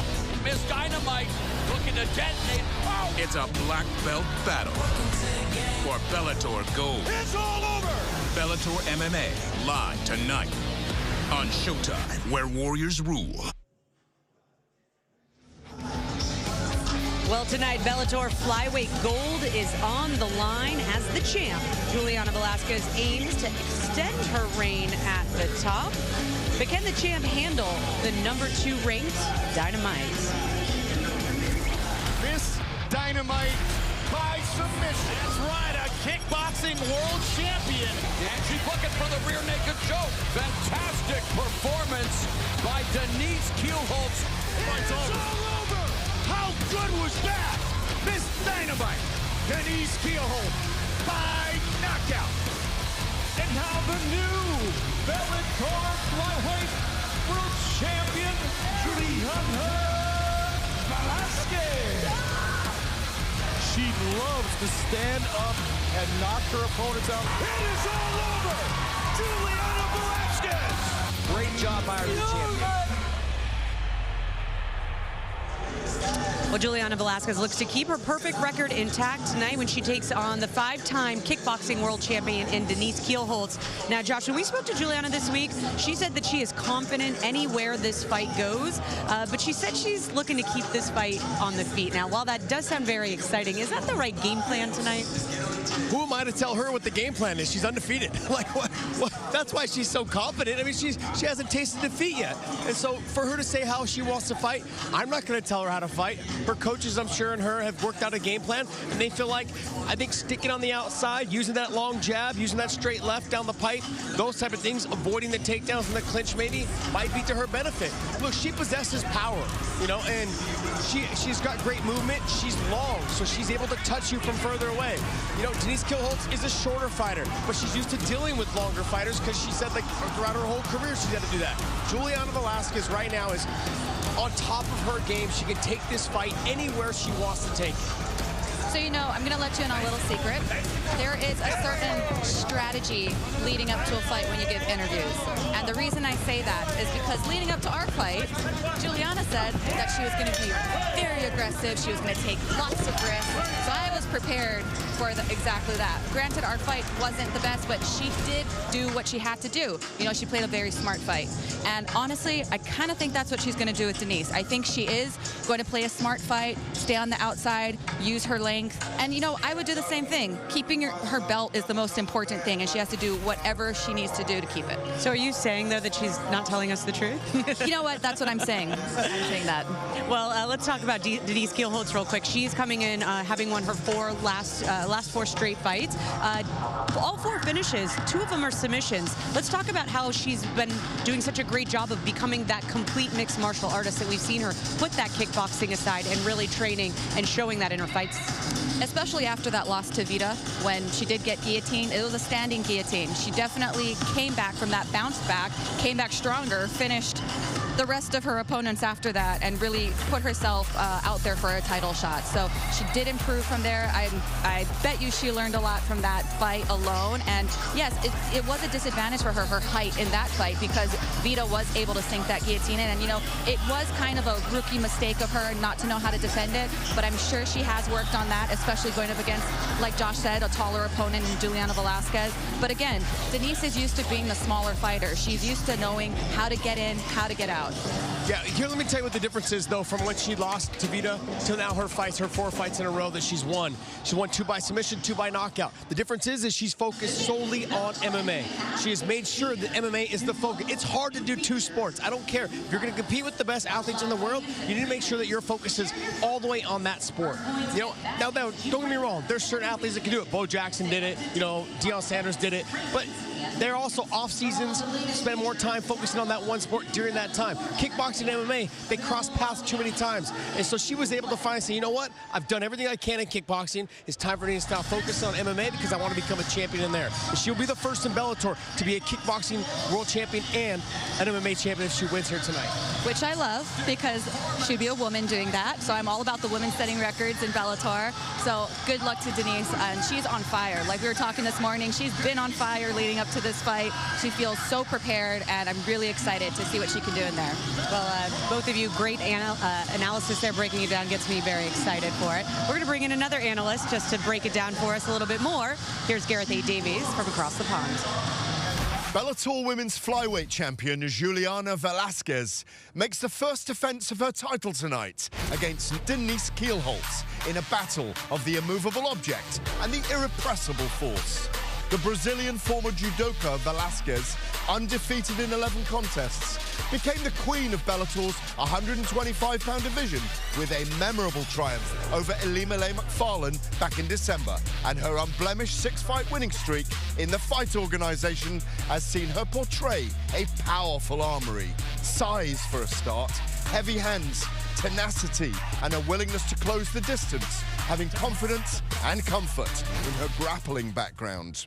Holland's Kielholtz, also once a judo player, has converted rapidly under Bob Schreiber from being a world kickboxing and Muay Thai champion to MMA title challenger. Just look at her 43-second demolition of England's Kate Jackson. Denise, Miss Dynamite, told me this week that movement in and out is key, as she will look to explode in bursts in this battle against the taller Velasquez.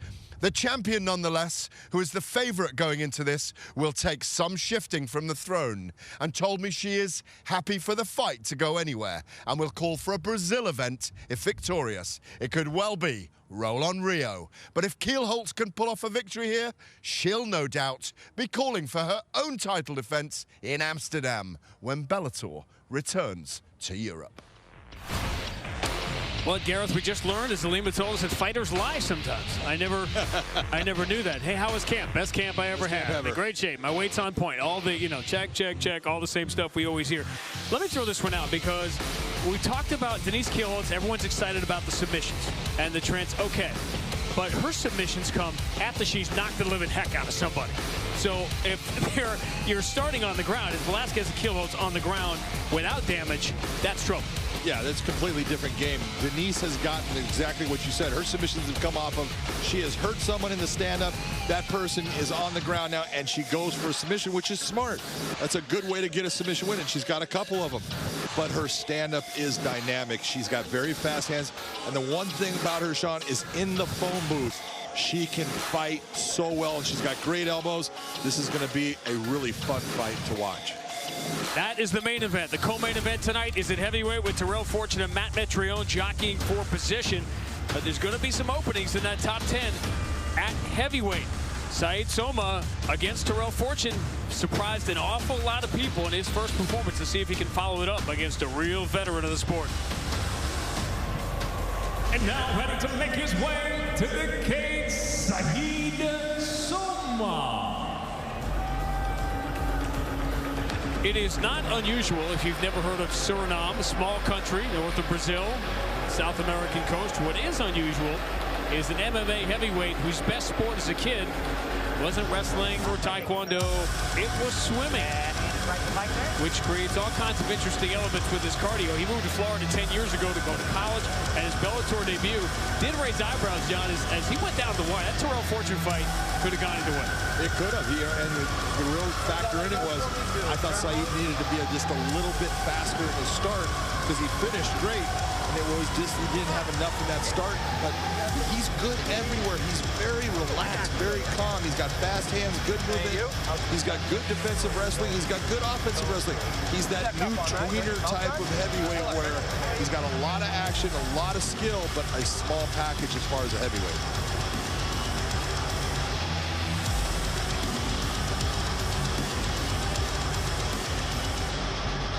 And now set to make his way, Rodney Marks.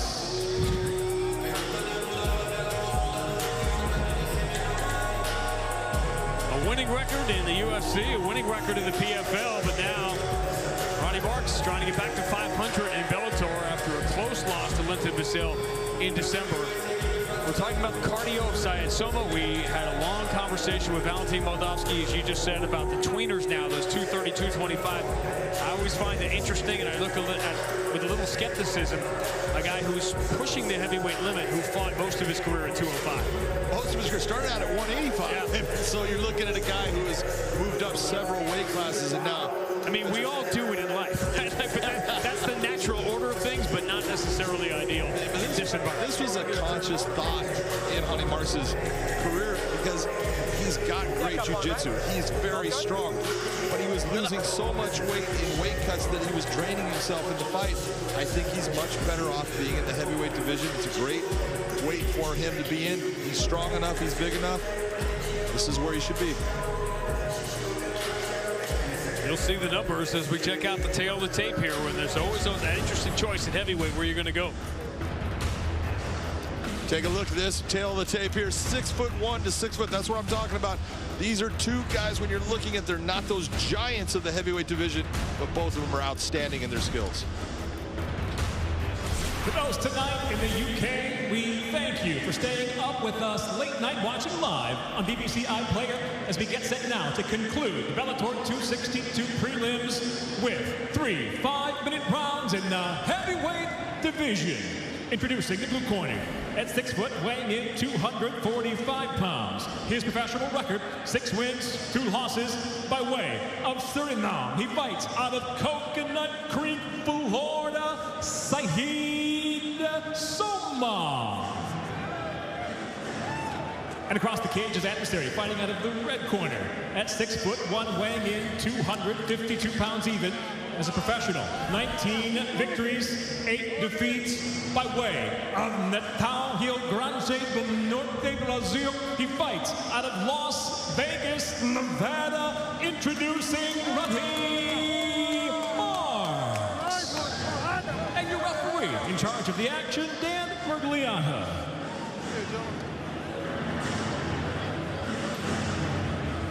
Plus, if you're concerned about your weight as a heavyweight, you can always have Dan Mergliata officiate, and it makes you look smaller. Dan's a lot thinner. He is? All right, you ready, sir? Big Dan's looking good. Let's go, gentlemen. Used to be over 300 pounds. Yeah. That's the way to start a fight right there. We were all worried about that glove touching earlier. Yeah, it was a strange night for the glove touch. People were a little bit uneasy about the glove touch. I mean, I get the sanitary nature of it, but it seemed a little hostile. Now, we talked about the swimming, the Saeed Soma swimming, because it makes him a different animal cardio-wise than a regular MMA fighter, let alone the heavyweight. He's got great cardio. That's the one thing, you know, when you talk about his size, being that he's not that bigger, giant heavyweight, he's got great endurance. He just needs to, at certain points, push the fight. You can see how relaxed he is just right now. He's nice and calm. That's good. Moments he needs to press in the fight to push his opponent past that cliff.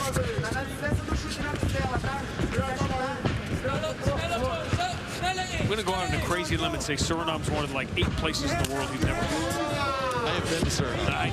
Oh my goodness. It's over. My goodness. Big left hook. Sometimes you don't need the cardio.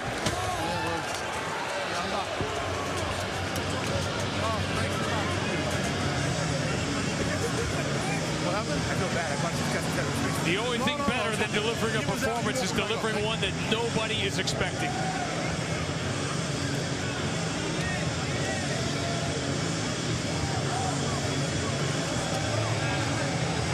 You see Honey Mars, he's complaining, but he does not know what occurred. Here's, you're going to see exactly what happens. Watch the left hand. Boom, right there on the chin. You see him going down. He's stunned. Dan Mergliata gives him a chance. He goes out right there. Yeah, he was not defending himself in any way. Nope. That was a good stoppage by Dan. That was exactly what he's supposed to do. Big left hand, and he was circling into it, which only intensified the power on it. Watch again as he circles out to his right. Here comes the left hook over the top. Right on the button, you see him. He is stunned going down. And then he gets planted that one time right there. You see him go out. That's when Dan comes in to stop it. Doesn't matter if he gets hit. And he kind of comes back a little bit. That was a great stoppage by Dan. Okay, watch my finger with your eyes. This is American Top Team thing. It's getting almost spooky. The guy knows a little about striking.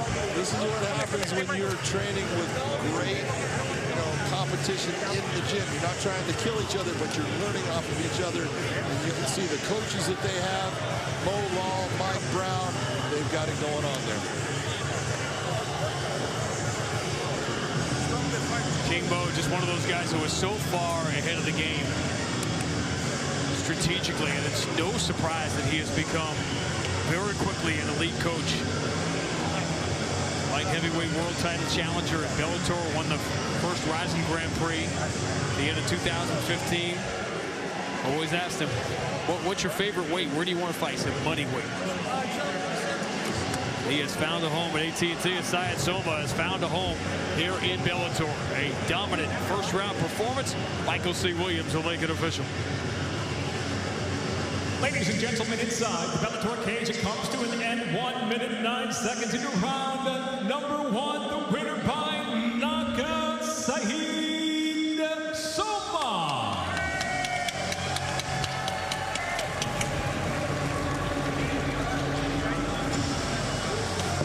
And the Soma puts marks to sleep. Syed Soma with John McCarthy. Syed Soma, that was a beautiful left hand that you launched, he ran into. Did your heart rate ever get above 70? On my way to the cage, it does, yeah. On the way to the cage, you were so calm, so relaxed in here, just hunting him down. He didn't even know that he went out. When you saw the stoppage, were you happy with what Dan Miragliotta did? Yeah, I noticed that he was out, so, Gotta stop. Pretty calm with it. Talk about your progression here. You had a very good fight against Tyrell Fortune. Started slow, kind of almost got it at the end. Now you come out here, you have this kind of performance. How are you feeling about your evolution as a fighter here in Bellator? It's getting closer to what I want it to be. I know I'm a very passive fighter, slow starter. I'm really trying to push the pace, get in there, make it more of a fight than a pitter-patter game. Well, that was definitely not a pitter-patter game. You put a big shot on him there. Congratulations on a big KO win. Ladies and gentlemen, Syed Soma.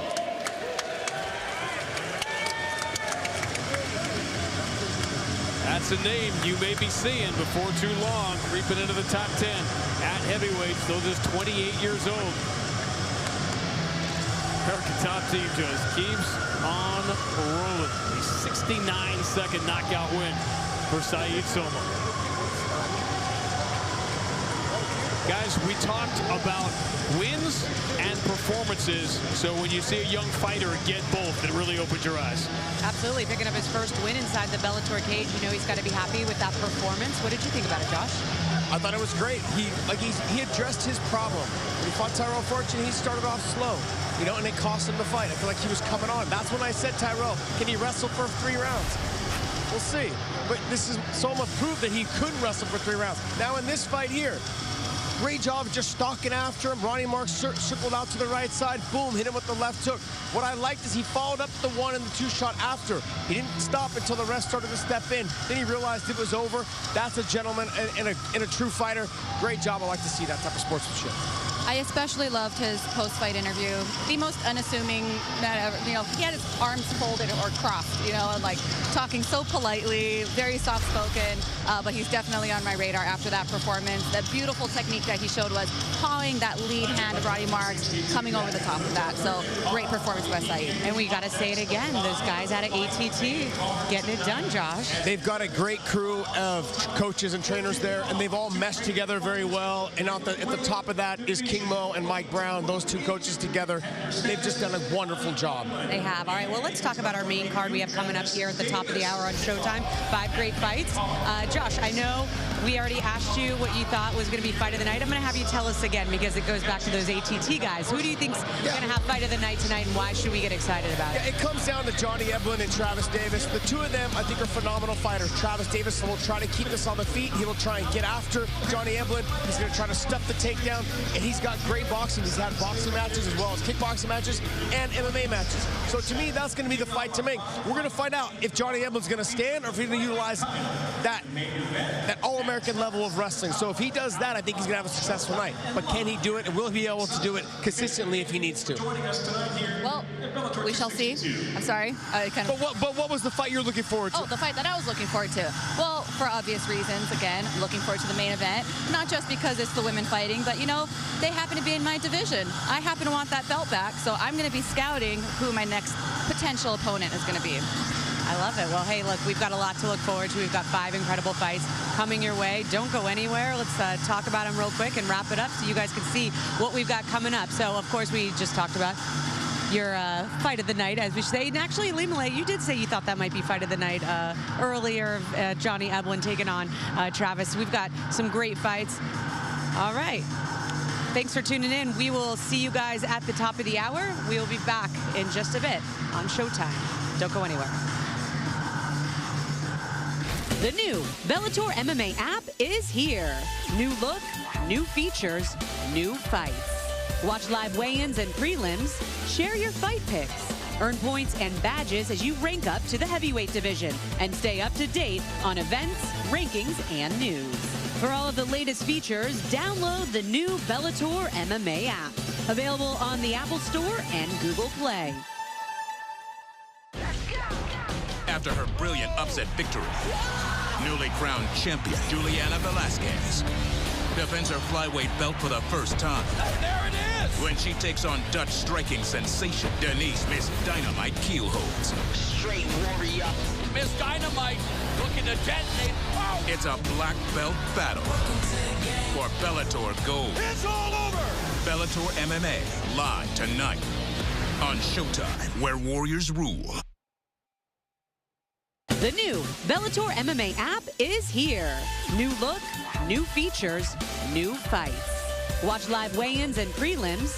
Share your fight picks. Earn points and badges as you rank up to the heavyweight division. And stay up to date on events, rankings, and news. For all of the latest features, download the new Bellator MMA app. Available on the Apple Store and Google Play.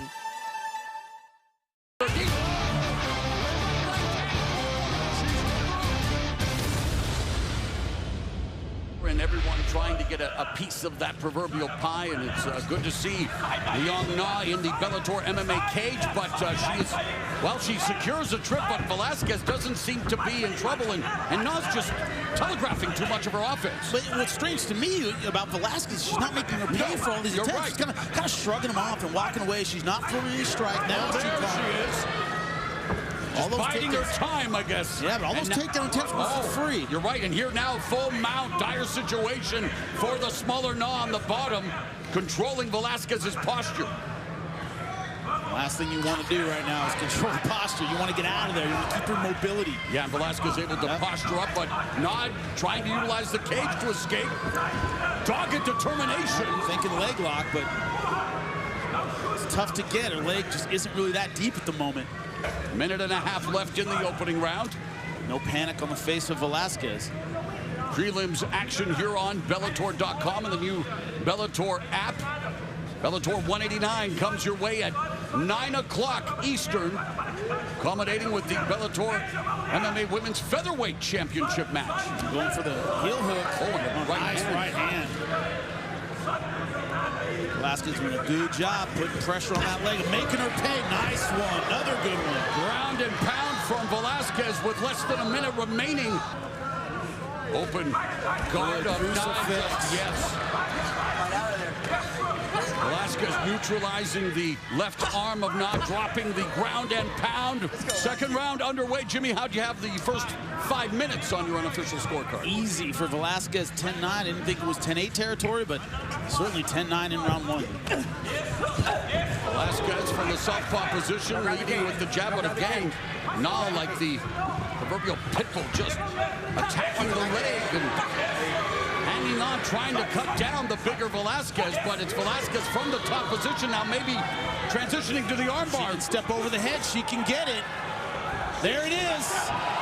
And there it is. Juliana Velasquez with the first submission win of her career in her Bellator debut as she defeats Liang Na via second round armbar. Step over on the takedown of Na. She countered by stepping over. Now look at here, she gets the arm, then she repositions her left leg over the face. That's when she can really crank.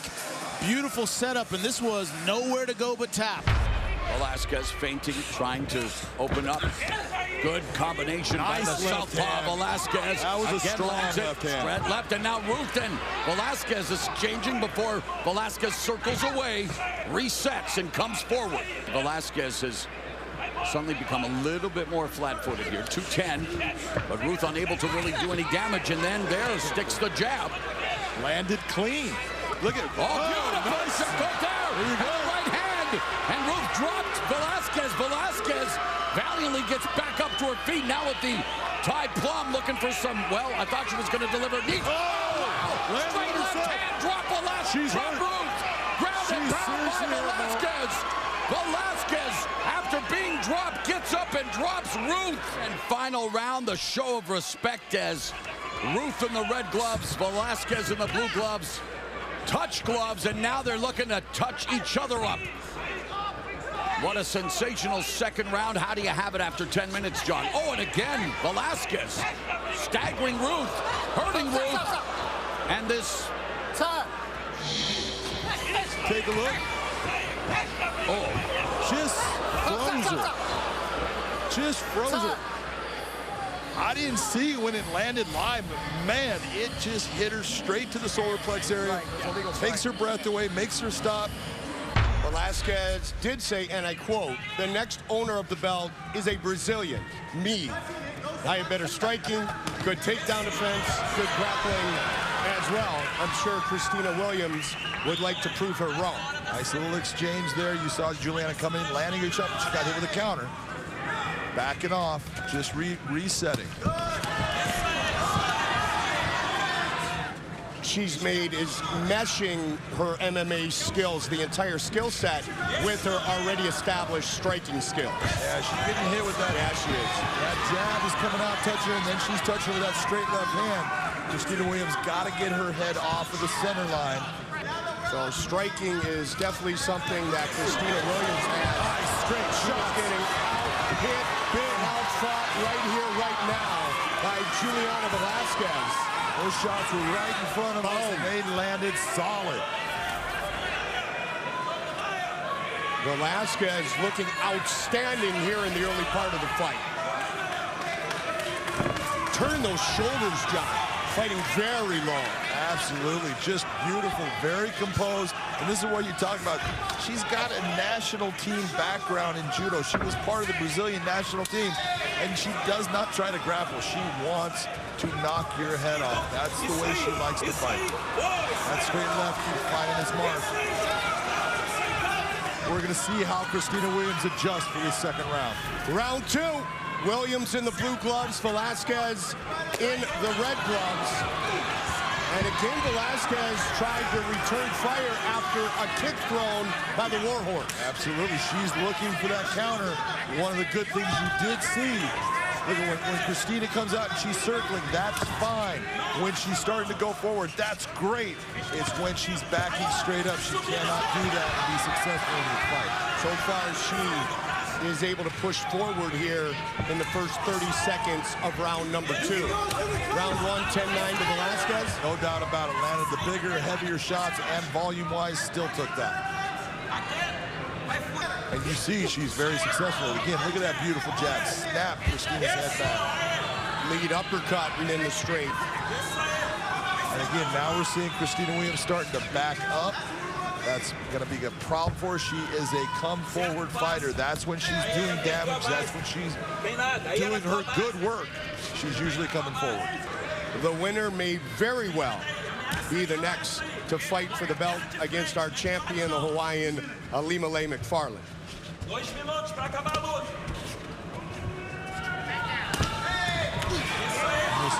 One of the things picking up as you're watching Christina, she's got a bad tendency of dropping her hands when she's setting up her kicks. Big left hand. That's a nice right hand there. She's getting eaten up. It's not going to go that far. She doesn't start firing back. Velasquez looks outstanding tonight. Very sharp.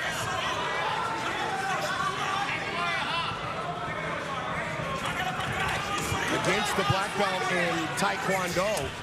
And so far, outstriking her. Again, watch that. That left, John. Straight left hand is just eating her up. She's trying to use those kicks almost like a extension just to get her off of her. Not a lot of power on him. Juliana's just landing heavy shots. And right now the Warhorse can't get off the cage. She's in trouble. Trying to hurt to the body. Velasquez looking for the finish. It is all over. Juliana Velasquez moves to 9-0.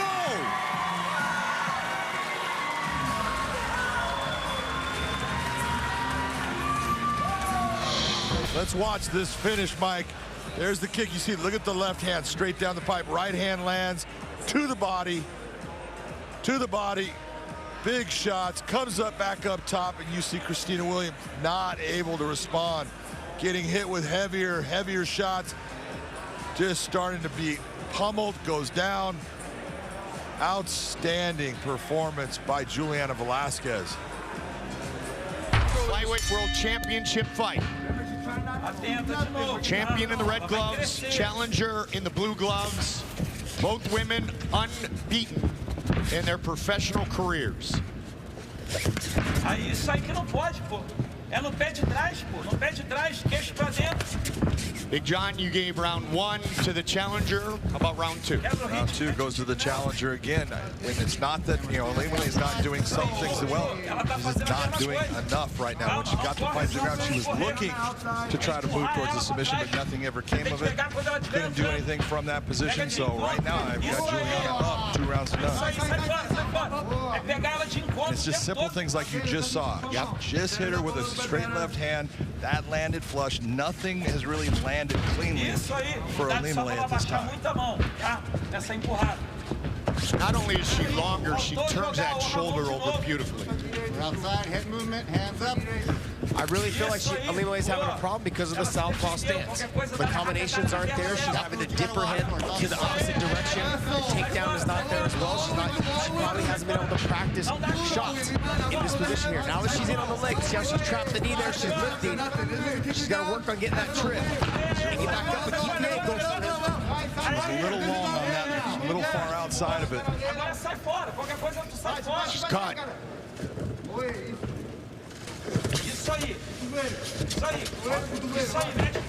The champion is cut as well, or just she had her head up underneath Evelyn when she had her against the cage. So I believe that's where the blood came from. I don't think Juliana has a cut, but it's clear that Evelyn did. Yep. Ela vai correr pra bater. Isso aí. Só tá saindo, ó. O queixo tá alto no final. Não quero queixo alto no final. There, go back. Não quero queixo alto no final. Comes in and tries to throw a flurry that could lead to a potential takedown. Juliana's been able to retreat each time.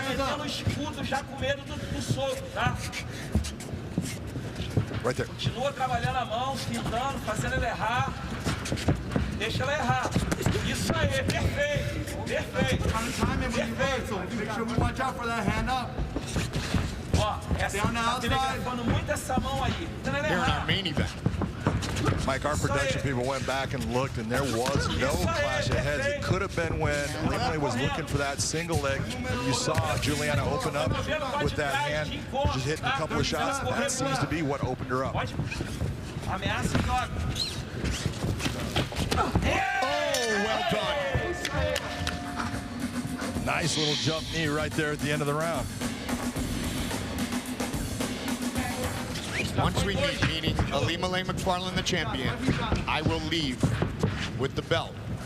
Well, what you're seeing right now, she's doing a better job of actually cutting off the angle instead of following. She's been following in the first couple of rounds.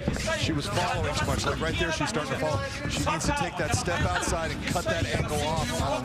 And now the nose is bloodied up of the champion. They were working on her nose between rounds, and that last knee it landed right at the break. Yep.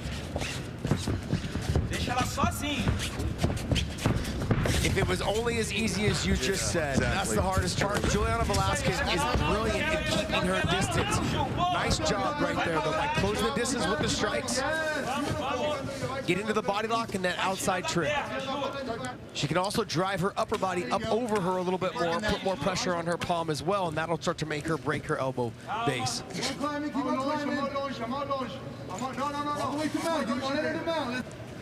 Put her foot and ankle to that side. I know exactly what you're talking about, but it's, again, a lot easier to say than do, especially when you're in this position. 20 seconds. 20 seconds, let's work. Ilima can also drive her upper body up and over Juliana Velasquez as well. That'll help push her back flat to the mat. Let's go, keep on fighting. Right here. Let's start going ham. Go ham. Let's go. Go, go, go. 10 seconds. Give me some power. Good round for the champion. Fifth and final round. 5 minutes remain. The unbeaten champion. The undefeated challenger. Final round. Final round. Let's go, ladies. Fight. Who will win our final title fight of 2020?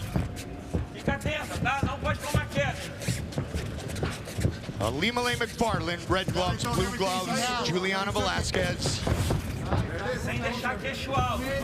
Right there's what you need to see from Ilima. She needs to make those steps forward. That's it. Beautiful job. That gets her in deep. Now let's get the takedown. And if you're Juliana Velasquez, you want to fight this off, make her pay for getting inside, and go back to what you were doing of just picking her apart from the outside. Beautiful, Ilima. Body lock and smash her down. In these situations. You're right there. That's what I was talking about. Yeah, if you take it backside, she just lost it when her hip hit. Juliana was able to keep that top position. But again, from this, one of the things you're doing, being out of 10th planet, there's all kinds of attacks. We'll start going to those, go to mission control, start swinging to an omoplata. I don't care, but I've got to create the attack. She has 2.5 minutes to keep her title. Yes. She needs to do whatever it takes. Give up positions, attack positions. She needs to just throw it all out there right now. Putting a lot of pressure on the chin area of Ilima to control her head. What that does when you put your chin or your forehead under their chin, it keeps their back flat. Makes it hard for them to transition and scoot their hips out. The Brazilian Douglas Lima holds the belt at 170. Patricio Pitbull has it at 55 and 45. Cyborg, the featherweight women's world champion, Velasquez, trying to take over the flyweight division. The third round, the end of the third round. This will be the first time Velasquez has gone the full 25 minutes. They go the distance. Velasquez and McFarland.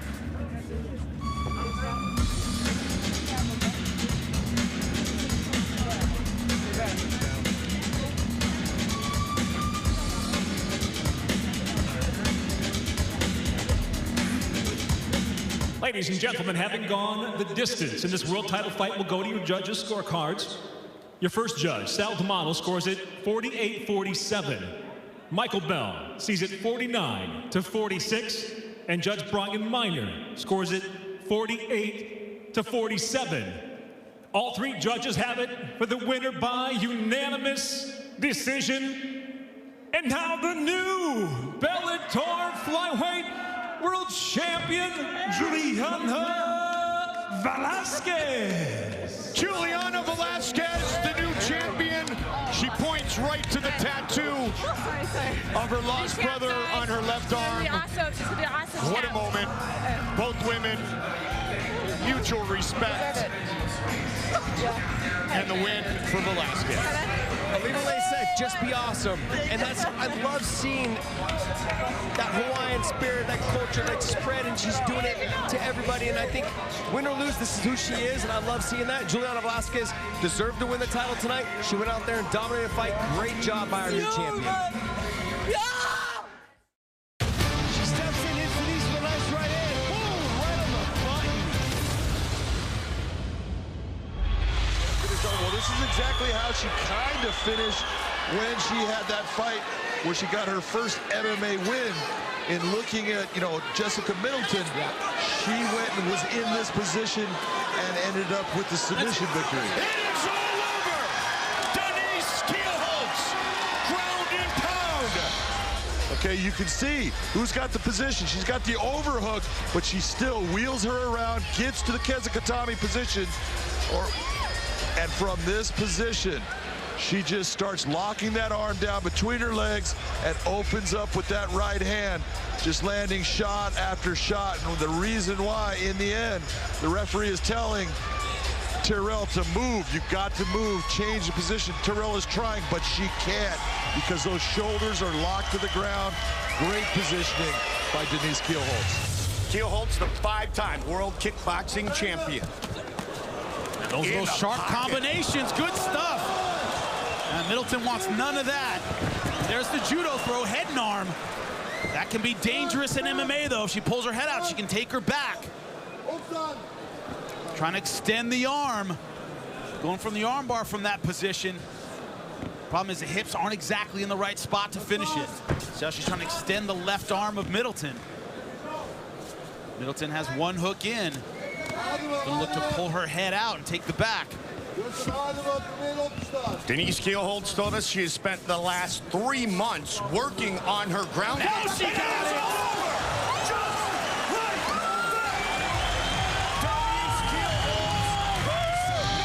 But here's how it ended. Look at that arm stretch. Hip got over it, and that was it.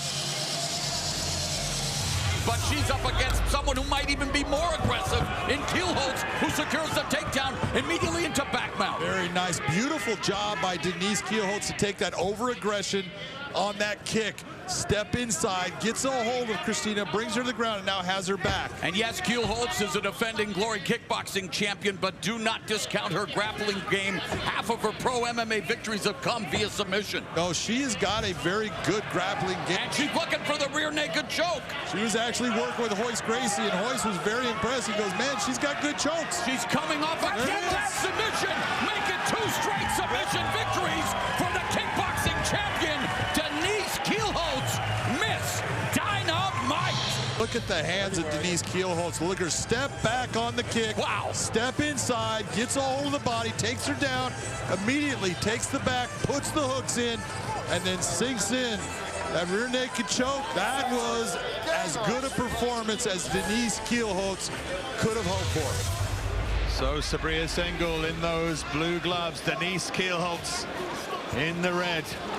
Sengul has one pace. She just walks. Oh, she's down. Sengul down. She landed and then Kielholtz counted. And now Kielholtz does have it on the ground.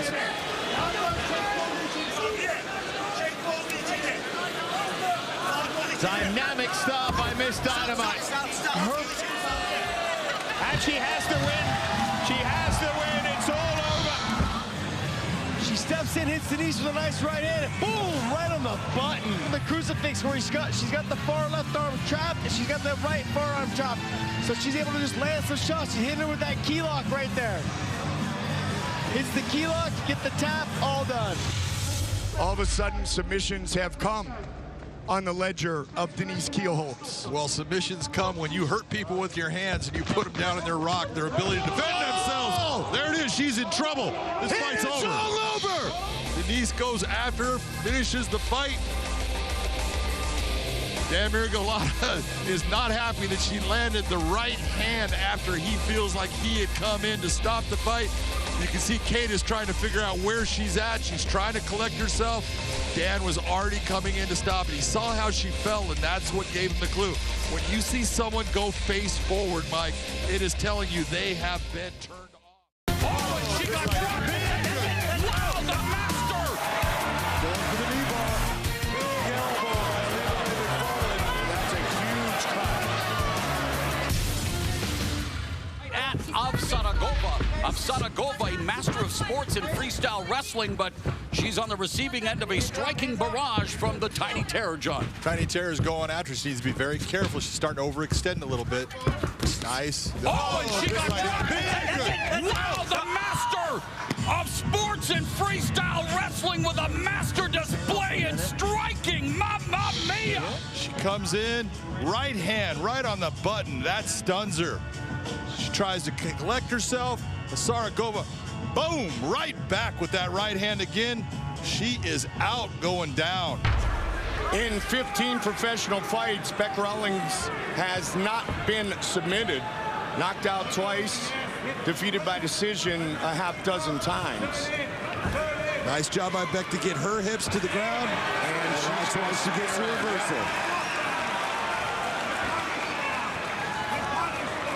You can see the damage that one leg kick did. Look at the left thigh area of Beck Rawlings. You can see that one kick that put her on the ground damaged her big time.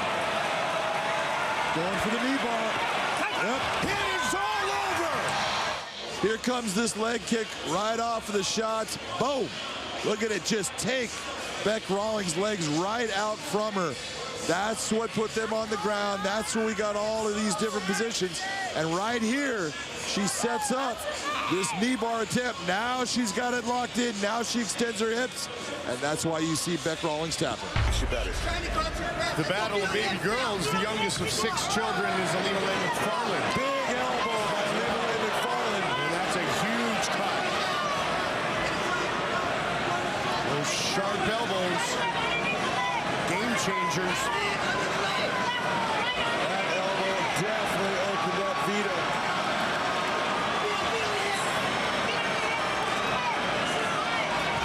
Right in the middle of her forehead, that thing came down. She has probably about 1.5 inches cut in the middle of her forehead. You can see Jason. Yeah, they're going to check it. Jason Herzog is going to stop it just to let the doctor look at it. It's not in a bad spot, Mike. It's just a matter of the blood going in the eyes. The whole thing they want to do is make sure that she can see. What's up anymore? Yeah. Oh, my goodness. Wow. Look at this elbow land. Solid.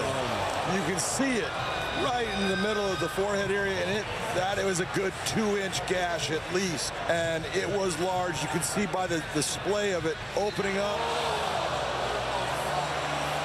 Big shot, Limale landing. You know, that's just part of fighting, and that's part of MMA. But, John, this is what I was talking about. There's a lot of nerves that go into this, and I think this is a very nice job of taking the back by Liz. She's on the neck now, too. That's in tight, John. Deep. Let go, that's it. It's over. You okay? What a finish. Needed, got it, and the smile. Good work, ladies. Bit of relief as well. For that takedown, then jumps to the back, gets both hooks in, and as soon as she does, look at where Deanna's hands are. They're on the ground, meaning that her neck is open. She gets the arm around the neck, immediately palm-to-palm squeeze, tight, nice submission. Get back with a straight 1-2 after that. 1-2, roll 2 kick. 20. Final 10 seconds of round number 2. Oh! Big overhand right. Big shot. Looking to finish. They will go to the 3rd round. No, it is all over. Just like that. Mike Bell trying to stop the fight. You gotta love the fact that she's going after big right hand. You can see how it froze Tara Graff. Loretta going after her, hammer fist, and then punches. She's taking big shots on the ground. You look at the arms and how they're outstretched.